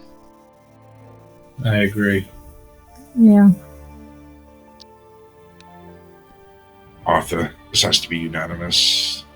I'm aware, but I think you're all making a big mistake.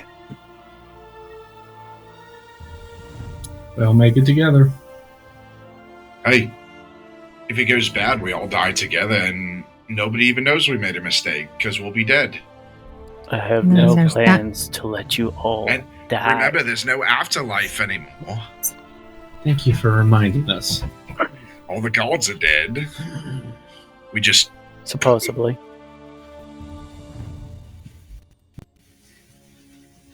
Well, I don't think they're dead. I think they're more indisposed at the moment. Had a lot of good they're doing us. Yeah, Especially the one since we they know. can't be down here. Well, if you're in agreement, Arthur, let's go open up that gate. Not like I'm gonna sway you any differently. Kill just yells out, "Pull the lever, Kronk!" Wrong lever! It's the poison. The poison for Cusco. Okay, before we get copyrighted. Alright, so we're opening the gate. Yep. I'm gonna pull. Before we open it, I would like to save, please. Yeah. Quick This save. is a save point. save point. If only you could do that in D&D. I look to Balthazar. Mr. Balthazar, do you know what's behind the gate?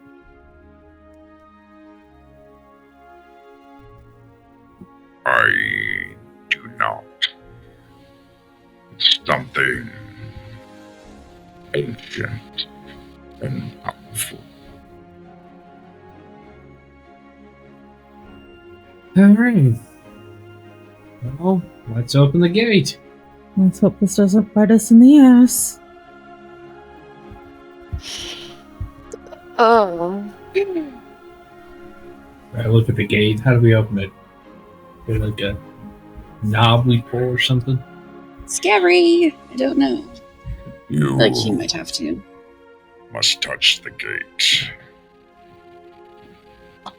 All of us or just one of us? All of you. A new hand touches the beacon. I hesitantly put my hand on the gate. Right next to her. I do too. As I grab Colin's Put my other hand. gauntleted hand on the gate. I look to Balthazar. What is your real goal? What is the end game for you? To be free. And that entails what for the world? I guess we'll see. You have an answer, stop playing coy.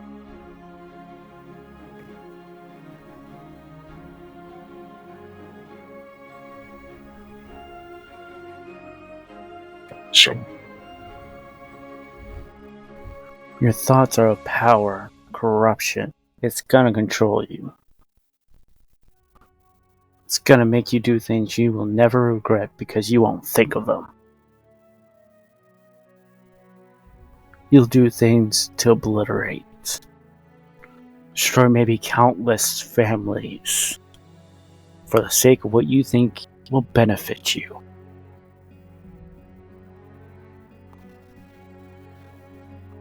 You have a goal besides free. Do you intend to become a god? why? I don't know. You have a brother. One would think you would actually like to try to reconnect. Be a king like you're supposed to be. That kingdom is not on a Miller plane.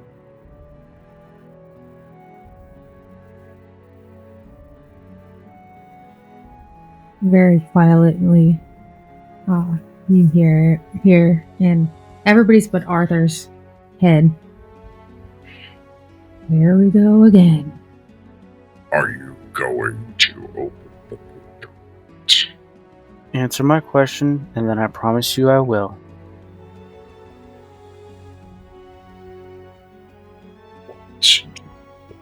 No. I want to know your full goal. Freedom is not the full entirety. Then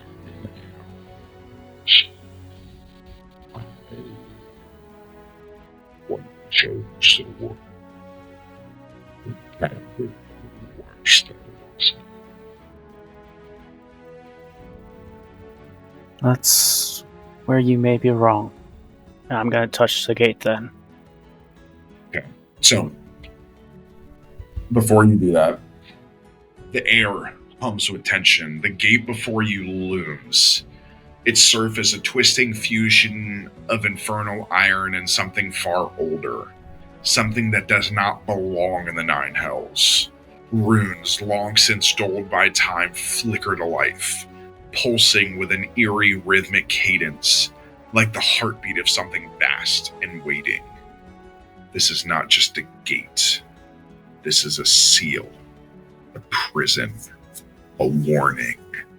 And now, you're about to unmake it. The temperature drops unnaturally. Even in the depths of Nessus, where fire and brimstone reign, a thin layer of hoarfrost creeps along the ground, curling over your boots, slithering up the twisted metal. A whisper curls at the edges of your consciousness. Not words, but something older. A feeling, a presence. Something knows what you're about to do. The center of the gate houses a massive jagged lock, a complex mechanism of gears, sigils, and shifting chains bound together by dark slumbering energy. There is no key, because this gate was never meant to be opened. Instead, the mechanism reacts to will. It does not ask for permission, it asks for conviction. To open it, you must force the mechanism to acknowledge you, to command it to yield. The runes pulse, waiting, daring you to act. The first hand laid upon the gate sends shockwaves through the entire chamber. A sudden pull, not physical, but something deeper, as if your very souls are being weighed. The sigils upon the lock flare, their glow turning from a dull red to a vivid, blinding gold. The chains rattle, the air distorts, the fire of Nessus flickers and dies. For the first time, the lowest layer of hell knows cold. As the rest of you touch, the gate begins to shift, its structure groaning, protesting, as though something on the other side does not want to be disturbed. The sigils burn away one by one, their magic unraveling in agonized spirals of molten gold. The chains, ancient and screaming with unholy weight, begin to snap, each rupture sending shuddering cracks through the fabric of the chamber. Then, a final deafening crack. The entire gate splits down the middle. Darkness spills forth, not an absence of light, but an abyss of silence. A void that does not merely lack sound, but devours it. And in that void, a shape moves. Something wakes. Something was waiting for you. And now, it's free. As the dust settles, as the remnants of the shattered seal smolder in your wake, the air remains still. Then, a breath. Not yours. Something beyond the gate inhales for the first time in ages, and with it, the entire Nine Hells trembles. The gate is open. The power within is unrestrained, and Belzethar, ever the opportunist, is not about to let it slip away. He moves before anyone else can react, stepping forward, his massive wings unfurling, his claws outstretched as the raw energy of the broken seal surges outward. This is not just magic. This is not just a lost fragment of the Nine Hells. This is primal power. And Belzethar is going to take it. Now, we leave his success or failure up to a roll. Okay.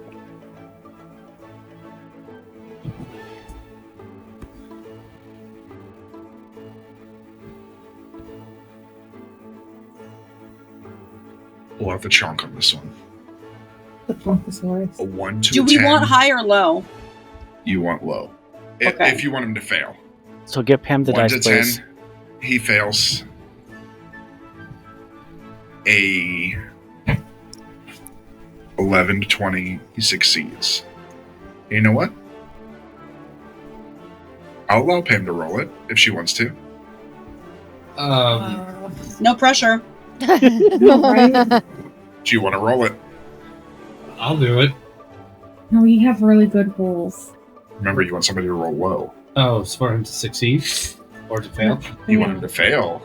He then doesn't become a god, he dies. No. I don't mean that in a mean way, Pam. What? I didn't mean that in a mean way. I just know Roll high. between you and my wife, you two have the lowest rolls. It should be a little high, I bet you any money. Alright. Oh my god! Natural 20. Fuck. Oh. All the time! So now he's the overlord of the entire galaxy, is what I'm understanding.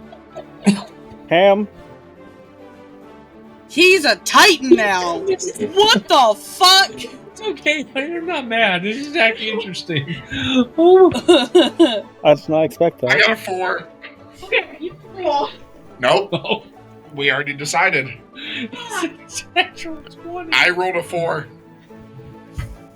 Oh, Do you want to keep this dice since it rolls high?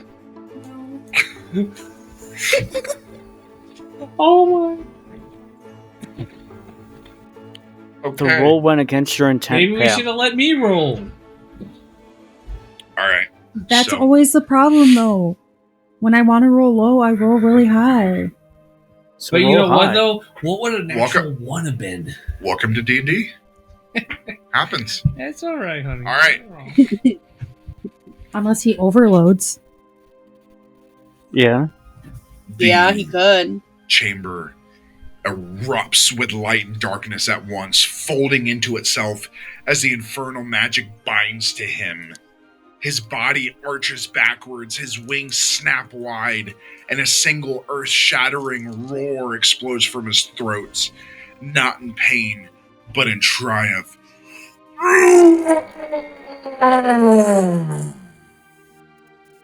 The moment his claws sink into the power, the very architecture of Nessus changes.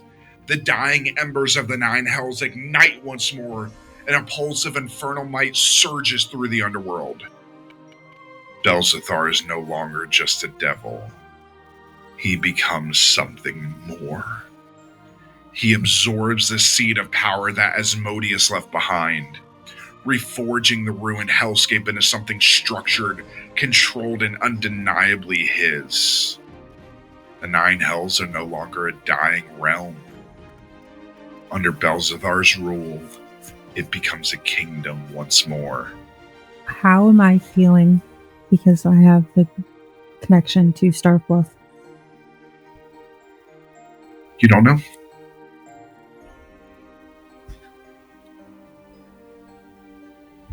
Oh no. And with this, a portal opens behind you. And through it, Elyndor. Is it where we left off? To get the... Is Balthazar still there? Right He by has walked through that gate now and disappeared. Oh. Chat. I look to the others. Let's go. Yeah, I let's think we get just fucked up. fuck Or out of we here. may have ensured our success. As quick as possible, and let's have a party that we survived. We fucked up. Amen. I walk through the portal to back to Elyndor. Yep, I follow. I'm gonna follow, shaking my head. I look back at the portal. Or back at the gate. And I walk through. Portal. I take one last look around the hells. And I just say to myself, well, I say out loud, "Oh, Balthasar, can you hear me?" Yeah. And it echoes more than ever before. My lord, we've helped you. We have followed your task as you instructed. Can my soul be mine now? I will still be your champion if you need me to be. You will always.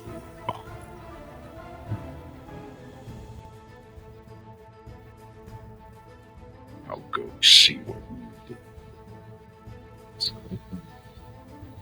do. Yes. And I walk through the portal.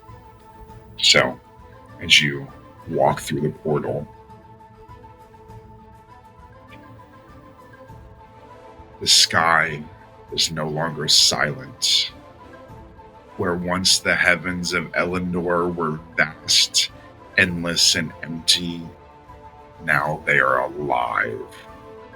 Great floating isles of stone and crystal drift lazily through the air, carrying ruins of an age long forgotten.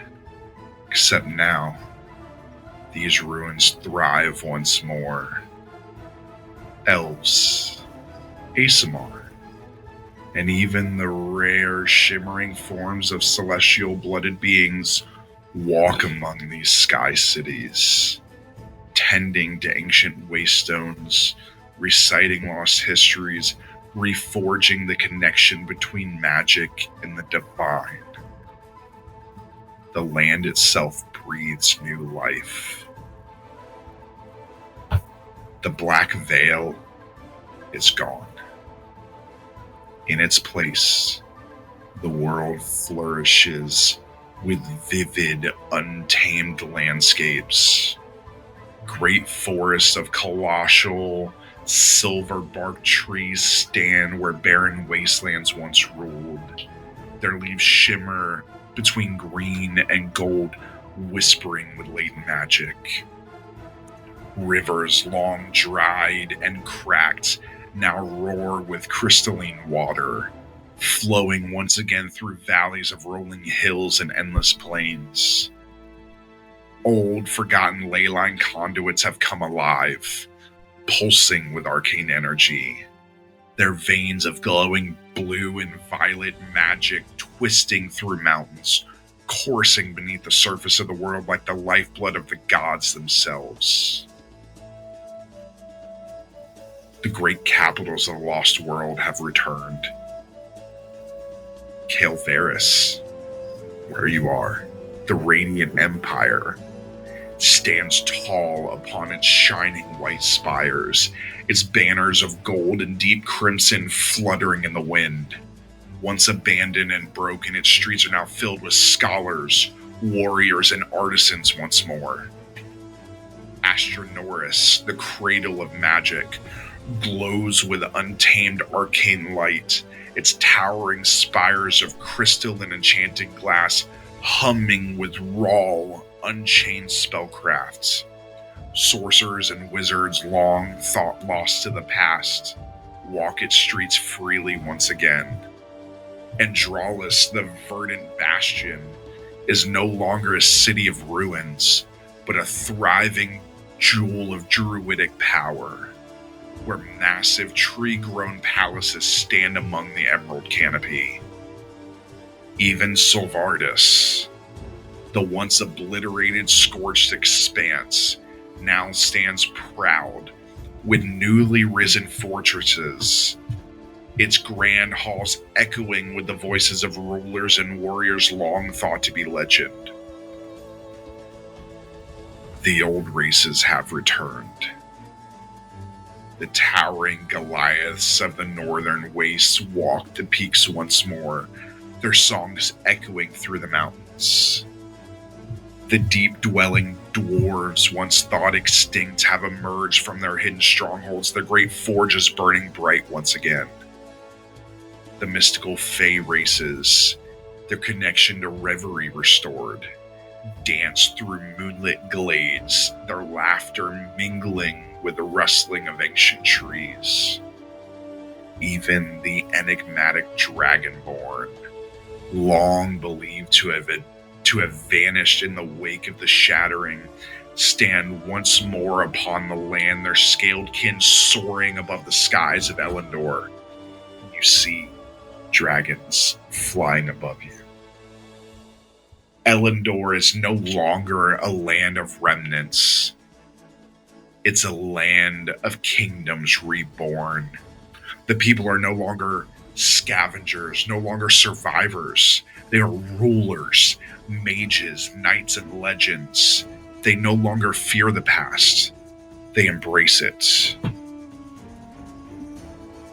The remnants of Sanctuary Prime's influence, the old technology, the machines, the science of an age long since past, have all faded into legend.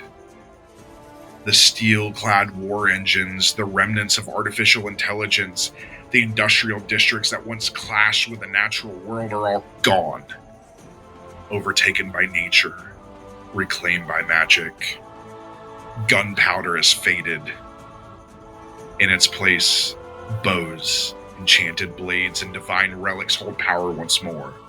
Airships once driven by steam and engineering now soar on arcane currents, propelled by binding pacts with elementals and forgotten runes.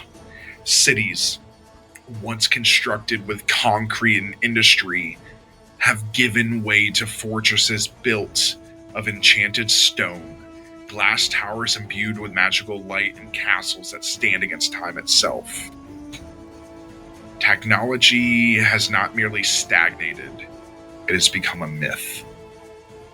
The name Sanctuary Prime is no longer whispered in reverence.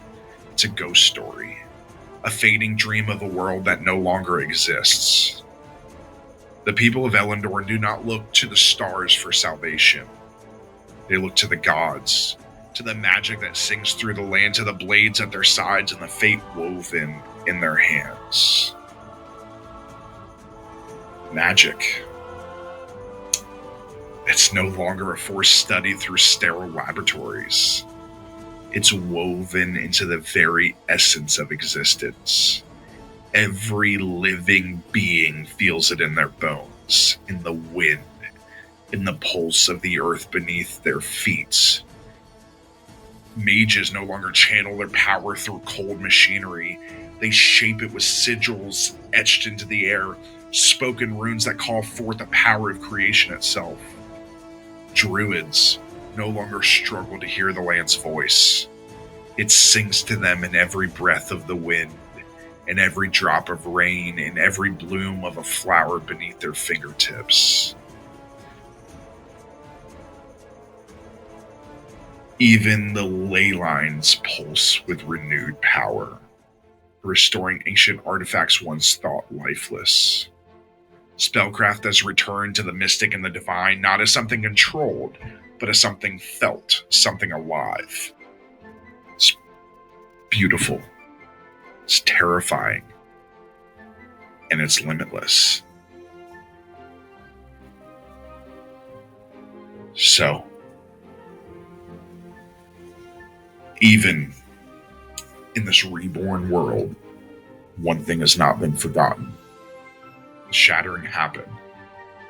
The past still lingers in the whispers of ancient stones and the echoes of lost souls that drift between realms. And though Elyndor is alive again, strong again, powerful again, there are some things that can never truly be undone. There are questions left unanswered, and in the deepest places of the world, in the ruins untouched even by this rebirth, there's still something waiting. Something that remembers. There are still gods trapped in reverie. You seemingly completed your mission of restoring balance to the world. But it's a godless world. Just in my head, I yell out, Starfluff, Zoltak. Roll a d20. You want to roll the big one? 13. I grab Starfluff at my shoulder and just snuggle them. Welcome, everybody, to the new Elyndor. Yay!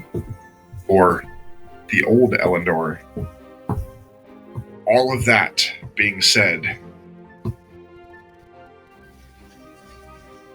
you have traveled back in time. Oh. Oh. This, I told you, the timey-wimey stuff, when he cracked that, it sent a rift through time. Some things stayed the same, like the gods being trapped. How far back did we go? Yeah, is Elyndor still in the sky? Or, I'm sorry, not Elyndor. Is Sanctuary Prime still in the sky? Or is this way before? So, there are certain things that stay the same and changed because you guys messing with that time orb, or him messing with that time orb, Sanctuary Prime's gone. It was destroyed. Mm-hmm. But you still traveled back 2,000 years. Oh shit.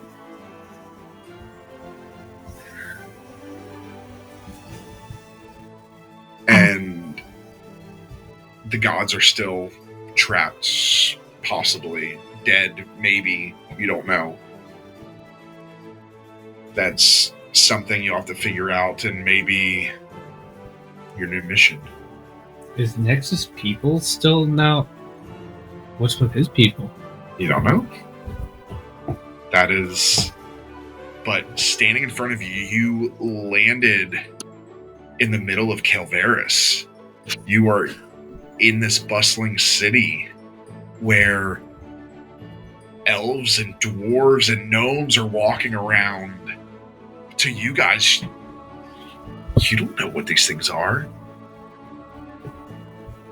Make me a perception check, please. Perception check. This does doing very well. 18. You look. As much as you don't want to admit it, you and Kale have formed some kind of bond. Whether it's being connected to Belzathar or whatever. You feel something. And you look to Kale.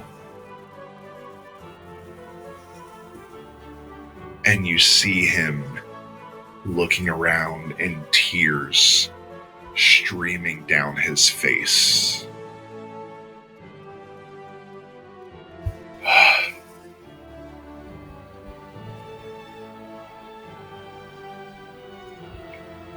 It's all back.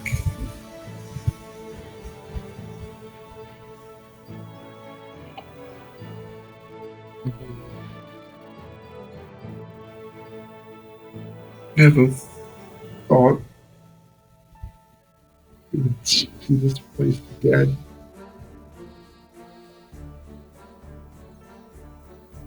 Family.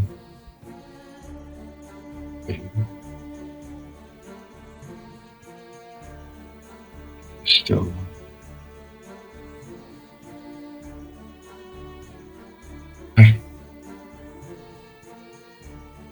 Well,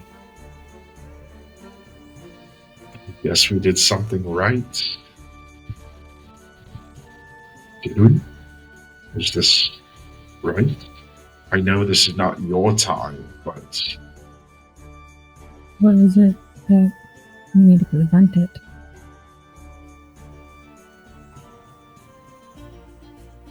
this time.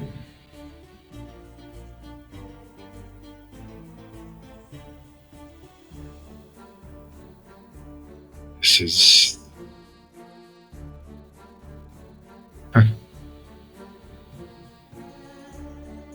weird. Because there's still remnants of the shattering. I noticed that too. But people are thriving. Elves, dwarves, and he's pointing this out, and you guys are seeing the various races. So he's kind of like explaining to you what each race is. Dwarves, gnomes. Are other people noticing us? Oh yeah, I mean they're definitely staring because you have somebody made of metal, you have somebody made of God knows what, you have somebody made person. of fire. You have somebody that doesn't have a face, but is in a humanoid shape. So and then they're I'm half definitely person, half Nyx. Yeah, and he said, and Dragonborn. And all of you look, and you see a red-scaled humanoid with horns. Definitely looks like it probably descended from a dragon. And then all of a sudden, right over your heads, you see a dragon fly, and it spins upside down.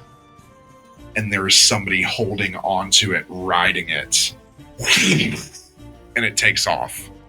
I'm just like... They're What the fuck? still here. What is that? Those are my people. Your people are giant flying lizards? No, that's a dragon. What? My people are dragon riders. Come again? We raise dragons from the eggs and bond with them and ride them into battle for sports. Oh, yeah. If we can make it back to my kingdom. Maybe we should go find the ship and maybe you can tell us how to get there. Hopefully Yes, our ship still exists. Who knows what yeah. lasted through time. Well, We have a I lot do of try to adjusting make them do. the last, but you're right, who knows? I try and look around. Where? Are there other humans too? Oh yeah. Okay. Yeah, there's every race you can think of is obviously some of the outer races that wouldn't live in like an inner city don't live here. But I mean, you see Minotaur walking around. Does one of them have a gnome on their shoulder? No. No. No, he's dead, remember? Oh yeah, that guy. You saw him in hell. What are you flipping me off for? But yeah, the creatures that normally wouldn't exist, like that would live on coastal towns or whatever, or wood elves, stuff like that, they live where they're supposed to live. But pretty much any race that belongs in a city, you see walking around, and it's not like Disneyland busy, but it's bustling enough.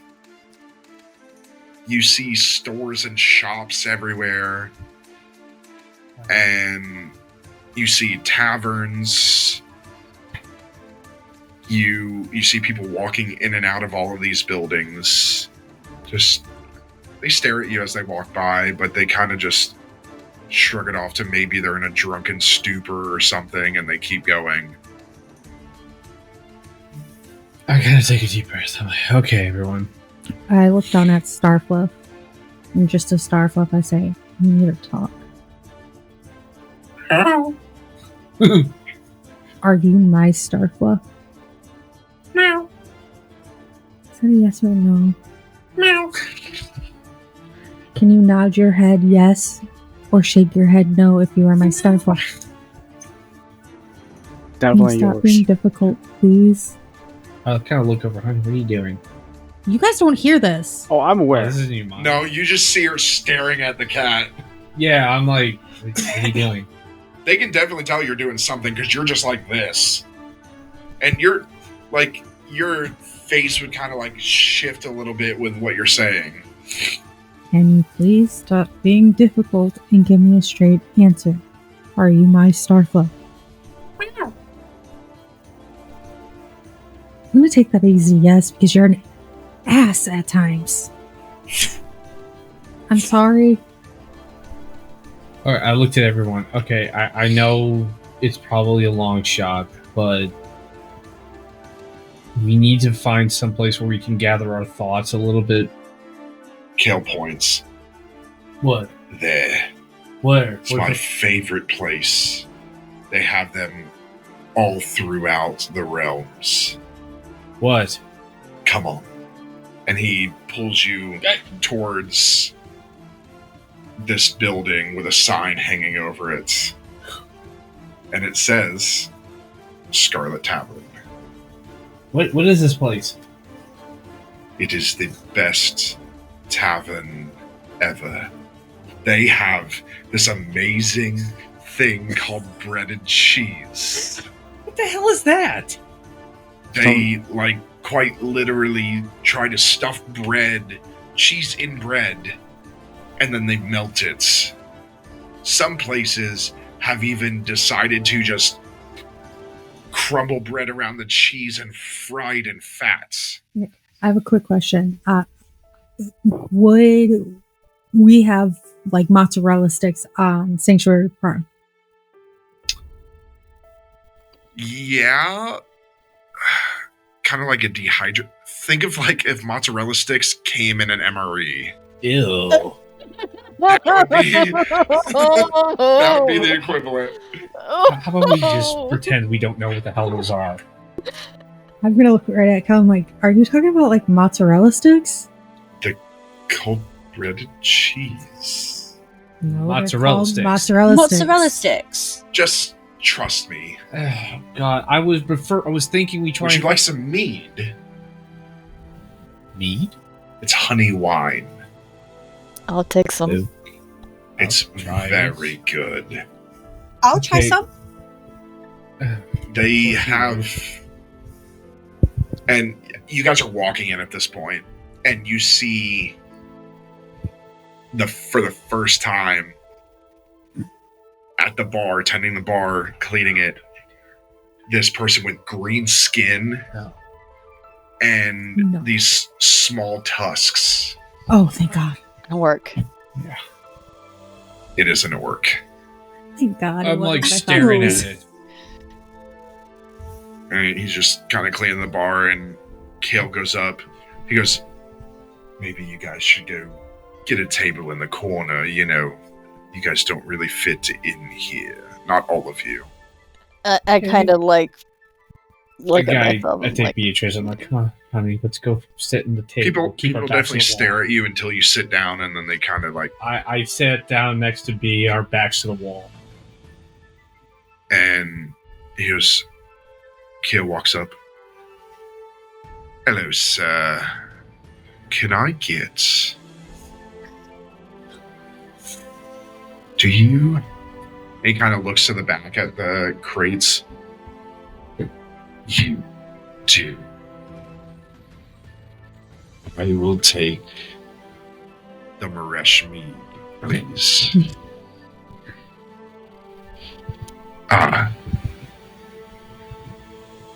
Give me 6 of them. And, of course... And he kind of sets it down, and he's like... kind of like slips his hand in his pants to like a hidden part and pulls out a couple gold. And he carries all of them to you guys. It kind of spills over a little bit. Careful there, Cal. Oh, and can I get an order of bread and cheese, please? Mozzarella sticks. I haven't had them in so long. Let's just hope they're better than the last time we had them. Ugh. And he kind of pushes the meat out. Trust me, this is amazing. I pick up my glass. I'm like, yeah, I pick up my mug and I'm I like, looked at B. And he what do you just- think? Jesus. take a sip. I I pick it up drink some of it. and I just chug it. Okay. Okay. Can we ask an above the table question? Because I didn't figure this out when I created the race. Sure. How does Pan eat and drink? They have no face. That is true. How do I I? never thought about that when I Just created it. assume you morph like a mouth. and you- stuff. Yeah, I was gonna say you could put the food where your mouth is and it absorbs in. It probably just like absorbs into your skin. Yeah. But So I never you thought just about throw that when I food made at it him? until just now. Well, here's the next question. we just.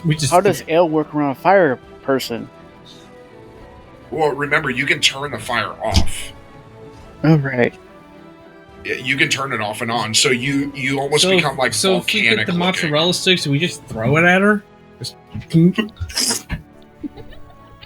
It just do it just splats, and then I'm not saying I would do it. I'm just. I can you will. imagine what would happen with those sticky hands, right to her face, Oh my god. over and over again. All she sees is Oh. Do I even see like a normal person? Yeah.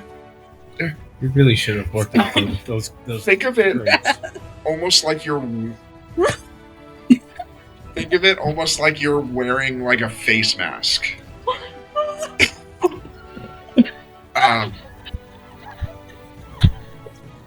Don't worry, folks. Why she's laughing so hard? She absorbs Colin too.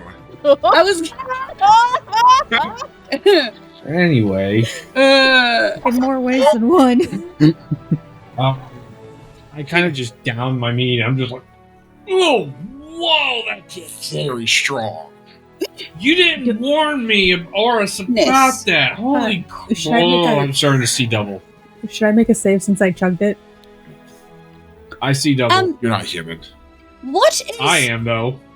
what's I'm like, drinking oh. culture like here? Is it as bad as it was on Elyndor? Oh, I mean, We on a drink. Century Prime. for fun. Oh. I mean, Hmm.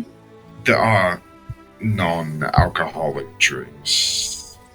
I Like just what? I used to have a drinking problem. Here in my time, there's no such thing as a drinking problem.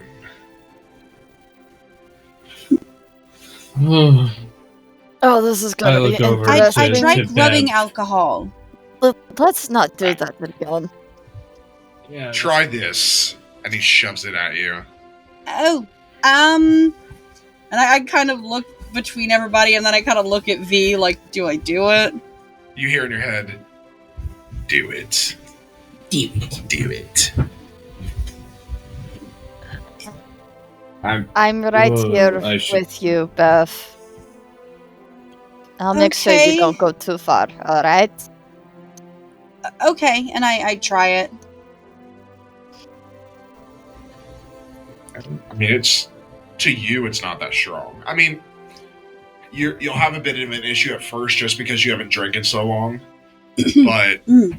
it tastes fucking good. It is raspberry.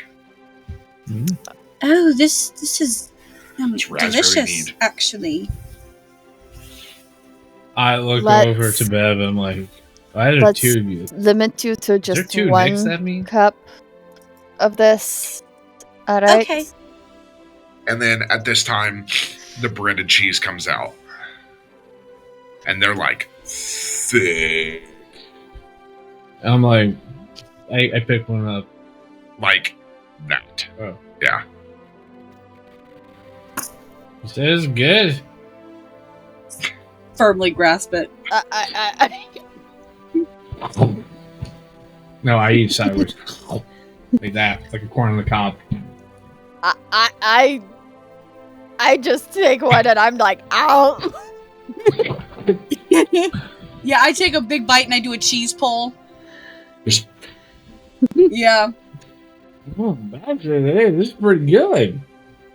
Told Haven't you had bread and something cheese this is big in my mouth for a while. amazing. I'm just I look over the silently bed. drinking, just I watching look them. at- Anything? Bev, and I'm like, do I need to make myself something? Um, Ow. Metal? I look over. Will Nix be partaking in any of the celebrations of this breaded cheese? Oh, I thought you were asking an entirely different question.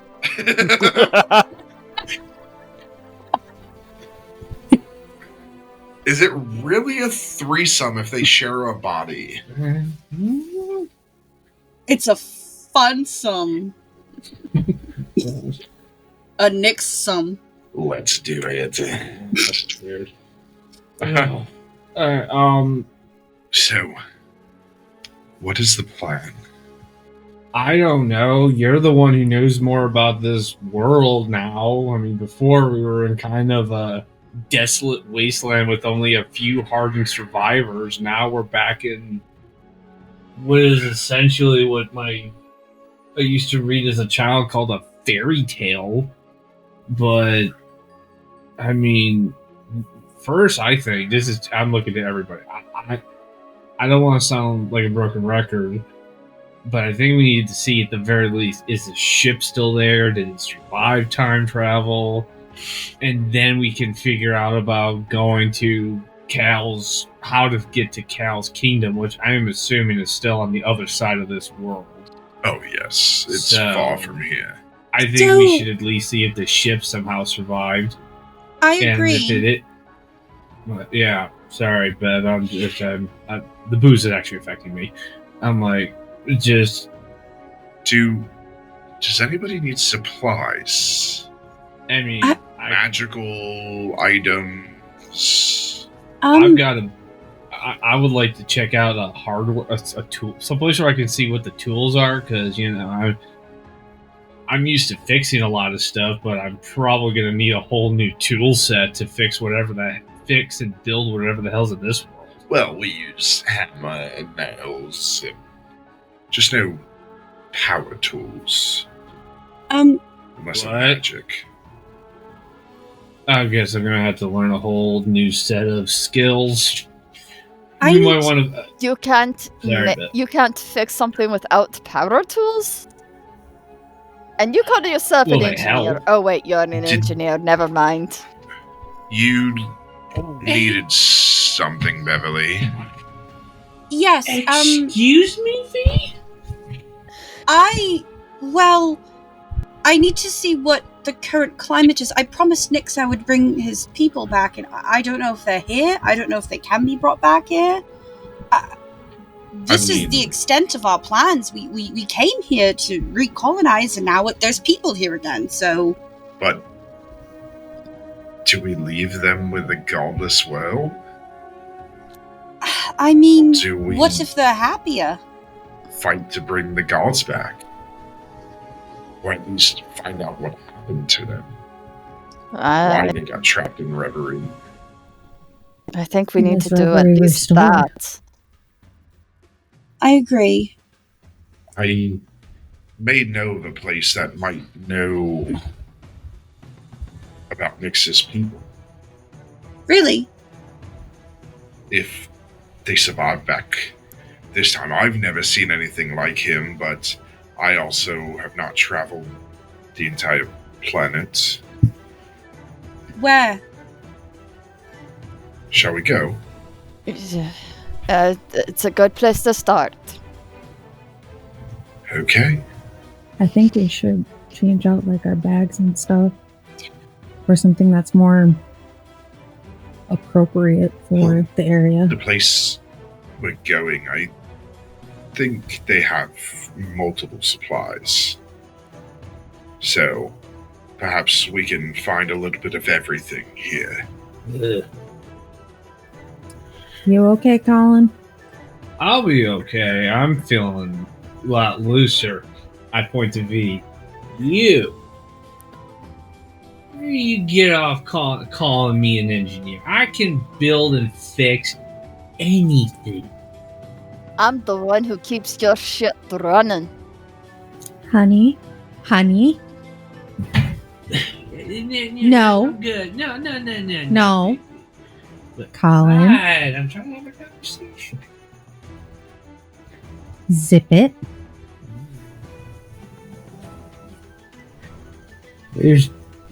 Where? You are a good engineer, but you It's like can't Larry fix B. everything. Case in point, you forgot my bag Wait, don't you have your bag? from when we were getting off of Sanctuary Prime. You Oh, forgot to. that. Yeah, the one you crafted for me. No, But you actually- grabbed it. No, you were supposed to. I don't And recall. how many little explosions have landed you in the medical bay? Oh my god, you blow up one workbench and you never hear about it. Never gonna hear the end. More of it. than one. B, how many workbenches has he blown up? Do I have Before to count and that after me? high? Do I have to count that high? Oh, well, it's not that bad, V. You know what? I lost I'm count getting at another one of these. 100. No, you're not. needs. I lost Kale, count can you at stop him? 100. I what? I go over to the bar. Stop him from getting more mead. We need to go see what is what. What is what, my good sir? Is I want another.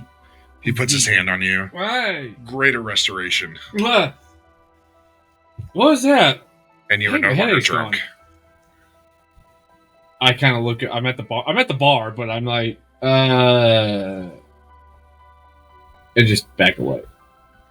Okay. I guess we can go to that place now.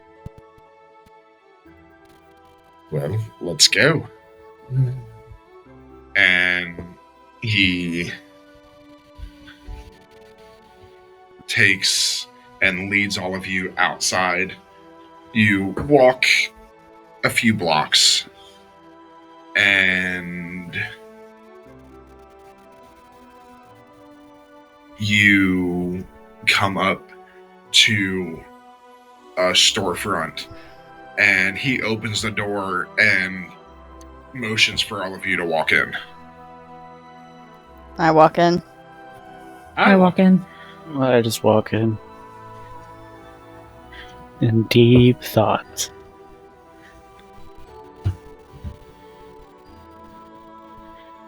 Okay, so as you all walk in, he walks in, the door closes. Mhm. You are in darkness. Oh no! I know where we're at. As Out of these yellow, beady eyes peer from you or from the back, and you see a large Cheshire cat-like smile.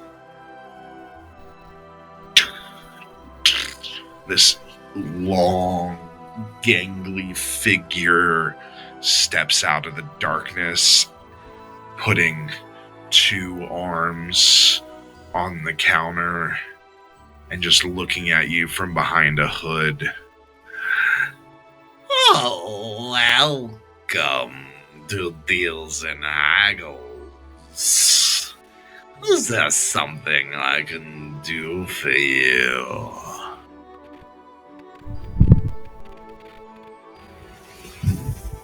And Kale steps up. Yes, you see, when, well, they're new here. Oh, yes, I can smell it. And taste it.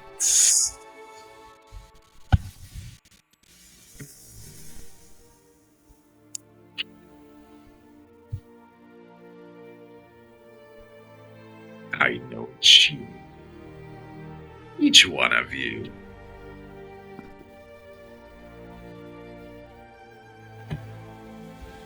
You. I'm just gripping my warhammer like this. What is it you? You mean? Of course, I'm looking at you. And you see two more arms.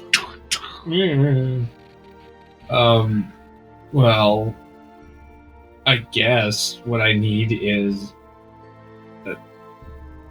bigger bag for this. I'm going to probably need a whole new sets of tools for this world to build and fix magical things. And maybe if you have any books on magical technology of this world, both theoretical and practical, that would be really helpful and appreciated. Thank you. What do you have to trade me? Do you have any of this technology you speak of? I think I have this. As I kind of take out, I try to lean my hammer against something so it doesn't fall, and I take my bag out and I pull out the volt javelin, and I say, "This is long arms. Here. This will do." Waves their hand. Your backpack changes into a adventurer's pack filled with books and tools and woodworking supplies, everything you need. Tinkerer's tools. I asked, did I keep any of the old scrolls and blueprints I had from before? Those aren't useful. Of course, I just thought I'd ask. Thank you. Now, you, pointing to Arthur, you don't really fit in here, do you? I mean, are there others that look like me? No. But I can fix that. And how may I use my type of weapons? Oh, indicating to the guns. Yeah.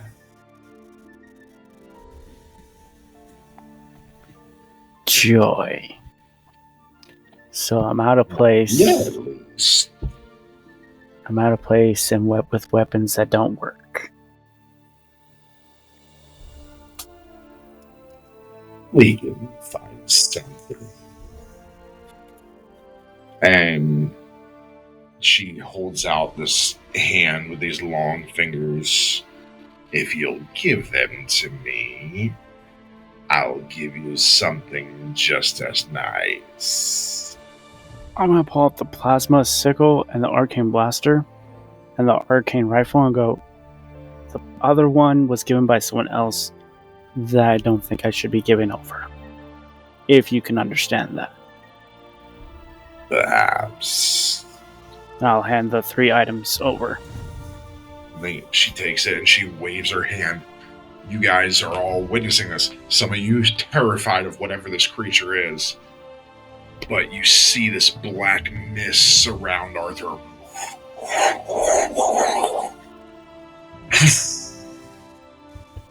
Arthur, would you like to tell them what you look like now? Is it the color I chose? Mm-hmm. So now you're going to see pretty much the same height, probably actually a little bit taller. Red scales, horns on his head, as he turns to a red dragonborn. What happened? What the fuck? Artie, what happened? I snort, which flames come out, and I look at Colin. I'm sorry, who? Arthur? You? Yeah, not Artie. And I'm gonna take a look at myself and go, I've seen these outside. Yes, they are dragonborn. And of the weapons I would have to use? And you look, and you have very similar weapons. They're black powder. Okay. So it'll keep all the same traits. I'll fix the actual special traits. But for now, they're just black powder. Okay. So I'll just put my powder stuff on me for right now.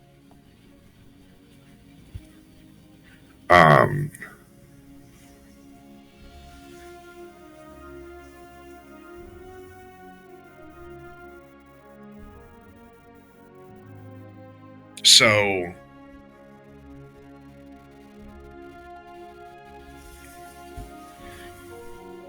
this hag looks at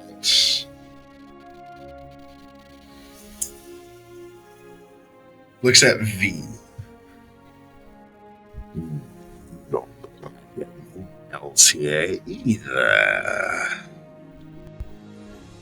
So, give me the things that don't fit in, and I'll make you fit in. Asking for any technology-based weapons. So, like the graviton sling and the face blade battle axe. Because that's all I have. She holds out her hands. And she waves her hand. And this black mist surrounds you. And as it dissipates, could you tell them what you are? I am a changeling now. So I can still shapeshift into how I need and how I want to look. So I look very much like my human form, though more masculine now. I'm just like, B? You look almost like you were before. What the? I'm so confused. And then I change my face, and I look like Colin. Yeah, fuck that. Don't do that. And I change back. I'm just like... I'm still just there, scared as hell, gripping my hell-forged hammer, like, and just like, I'm scared. Looks at Beverly. You have a decision to make, don't you? Could I speak with him first? Of course, I'm not going anywhere. And I'm gonna kind of walk off to like another corner where I'm not heard quite as easily. And I Nix. Yeah. What can I do? You know the decision we're both about to get, right? We want separated. Precisely.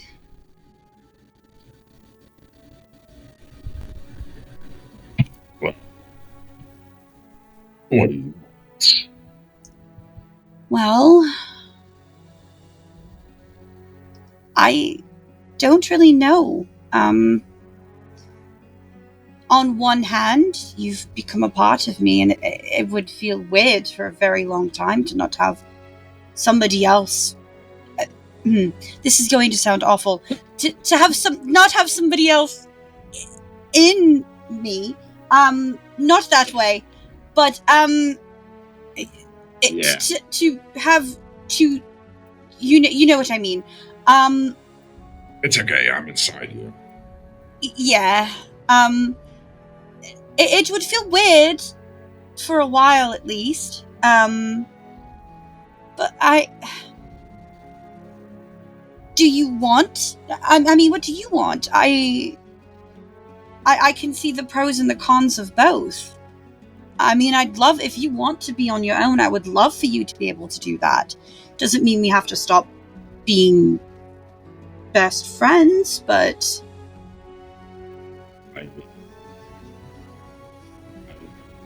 didn't to myself to find what's more importantly, you guys must find gods.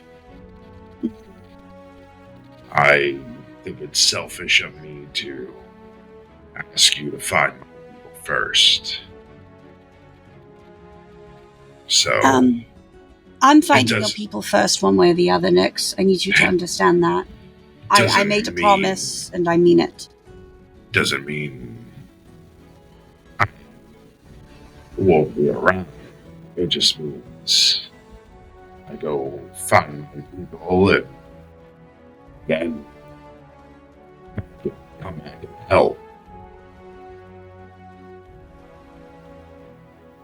If that's what you want, I mean, you have this new relationship, and as charming as I am, it's a little weird for me between. Yeah. Okay. You promise you'll keep in touch. If there's anything that I can do to help you, just say the word. Can we still communicate mentally from our pact? Cool. So make sure just a hint of me is left inside. Okay. Let's do it then. I'm gonna walk back over. Both of us will be okay if we do this? Of course, I'm a master at what I do. Okay. Separate us. And she does hold out her hand for any tech items you have. I hand forward the photon blaster. Okay. And you'll get a black powder pistol when it's placed. Okay. She waves her hand in black mist, and for the first time, everybody sees Nyx separate in full form.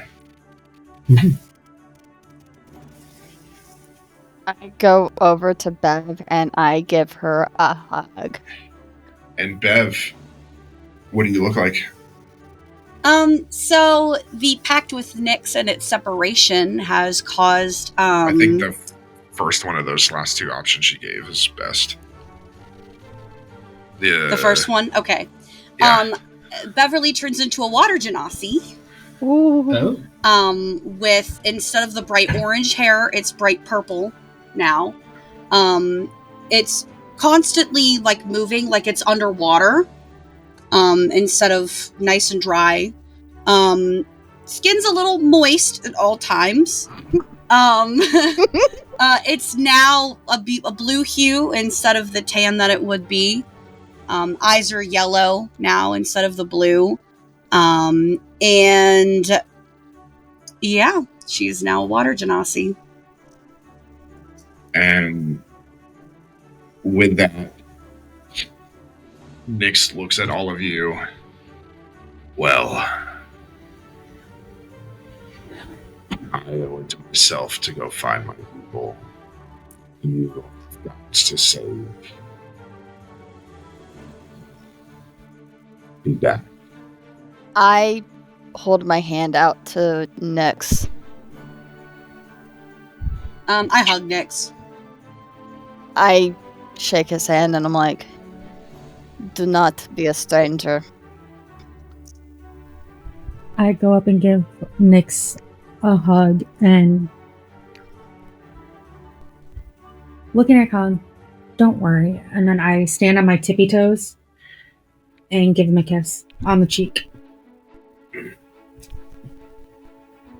I'm gonna Don't look smile. at me. I ain't gonna kiss you. I hold out my hand.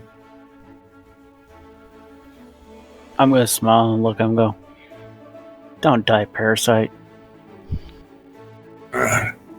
No promises. And he disappears. And the hag. You. And I kind of see you looking at Beatrice, and I kind of like start moving over. That's my wife. I can help you too, but you must give. What? Any technology weapons. I have a spectral dart. Yeah. I just kind of like. It's either this or a piece of your soul. And I find the dart and hand it over. Black smoke. And then it fades.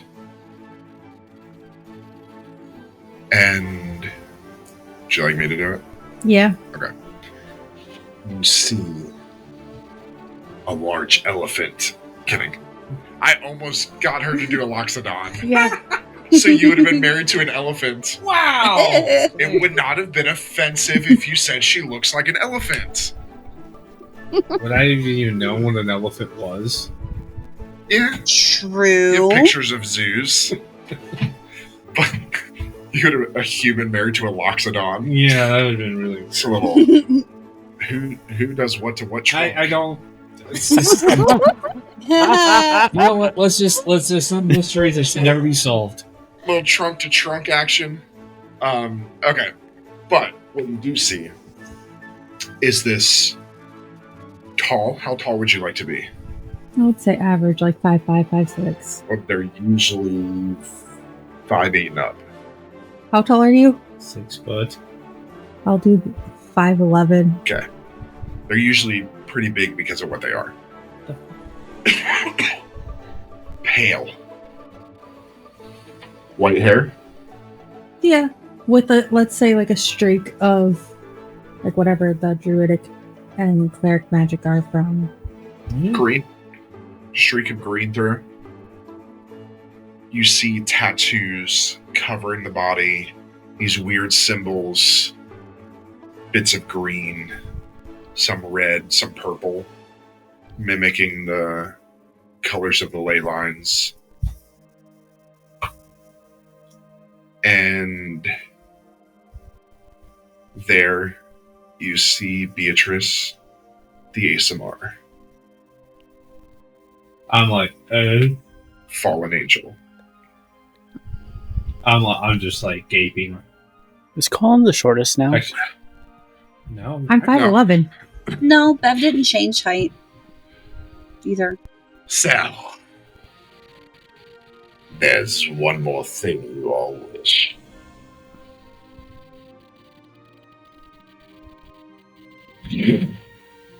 Big blast of energy. And with this, with your transformations, she gave you a normal path. Like, made it look normal. You all are transported. You hit with a thud on the wood. Uh-huh. You look up and you see a giant mast. And this doesn't look like your ship. There is a little bit of a, you can see at the center, it almost looks like the wood was put back together after, like, the ship may have been broken in half. Ooh! Yeah. And if you look to the side, you see a name on the ship. I want to look at it close what it says. And it says bread and cheese. Yes! Yes! I look at everybody and I'm like, this is in character. Out of character, like, this is awesome. I look at everyone, it's like, our ship is named after mozzarella sticks. I mean, if there ever was a thing to name a ship after. And on the mast, or on the wheel, you see a faded captain's hat. I go up to the captain's hat and I pick it up. It rejects you. I'm not putting it on. I'm just kind of. I'm the captain now. I look at it and I'm just kind of like, I think this was. It's meant for somebody with a big head. Why don't you just try it on? It's like you put it on. It's like you're wearing your dad's hat. It's like down to here. Oh my god. It's a little big. Anybody else want to try it? Fuck it, I will.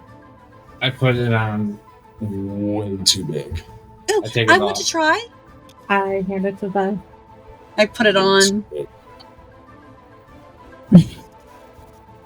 I go to bed. You mind if I? Oh, Oh, yeah, it might be a little bit wet now. I feel perpetually moist for some reason. I go to V. I take it and I shrug and put it on. Way too big. Yep. Oh, We are not fuck. doing this. I hand What? it to Arthur. I put it on. And it fits just right. Remember the word was left. Oh, A dragonborn. It's made for a dragonborn's head. And now with this, which after this, if you can go into Bakira and give him the stats for the hat. Yep. Because it's the same exact hat. wait, So- that hat had stats? Yes. Yes. Yeah, remember just- Cappin? It was a very good hat. I forgot. There was a reason Bakira never took it off. Mhm. Because it gave like an armor bonus, all of that stuff. Holy shit. Did I- It was a magical hat. There's also a reason why Bakira didn't die last campaign. Yeah. Well, look to Beatrice. So- Guess I'm the captain now. And you all can kind of, with the excitement, you just kind of disperse out, look at the ship, find that there are magical names next to it, each one corresponding to each one of you. What was Yours it called? together, obviously. I'll have to check. I have it in my notes. Because I have the Captain's Pride, which was the Yeah. That's it. leathers. Oh, that was armor. I'll check. I'll find it. So you all find your various rooms, walk in. These are designed how you want. As everybody walks in, you find a bed, you find a desk, and the two of you get a little bit of a bigger room because there's two of you. And as you guys kind of plop down on the bed, exhausted, you've been trekking through the 9 hells. You're tired. You kind of lay down on the bed, prop your head up, and you look, and you see a painting of a red tiefling, only covered in animal fur, sitting in front of a fireplace. But as you all gather Arthur into the captain's quarters, everybody else in their various rooms, you take a much needed rest before figuring out where you are going next. And that, my friends, is where we're going to end tonight. So, thank you everybody for listening. And yeah, some little throwbacks to Campaign 1. If you haven't watched them, they're on YouTube. Go take a look. You'll see where all this excitement comes from. All of the people are dead, just FYI. So, thank you everybody for listening. And please join us next week as we roll the damn dice. Good night, everybody. Good night. Good night. Good night.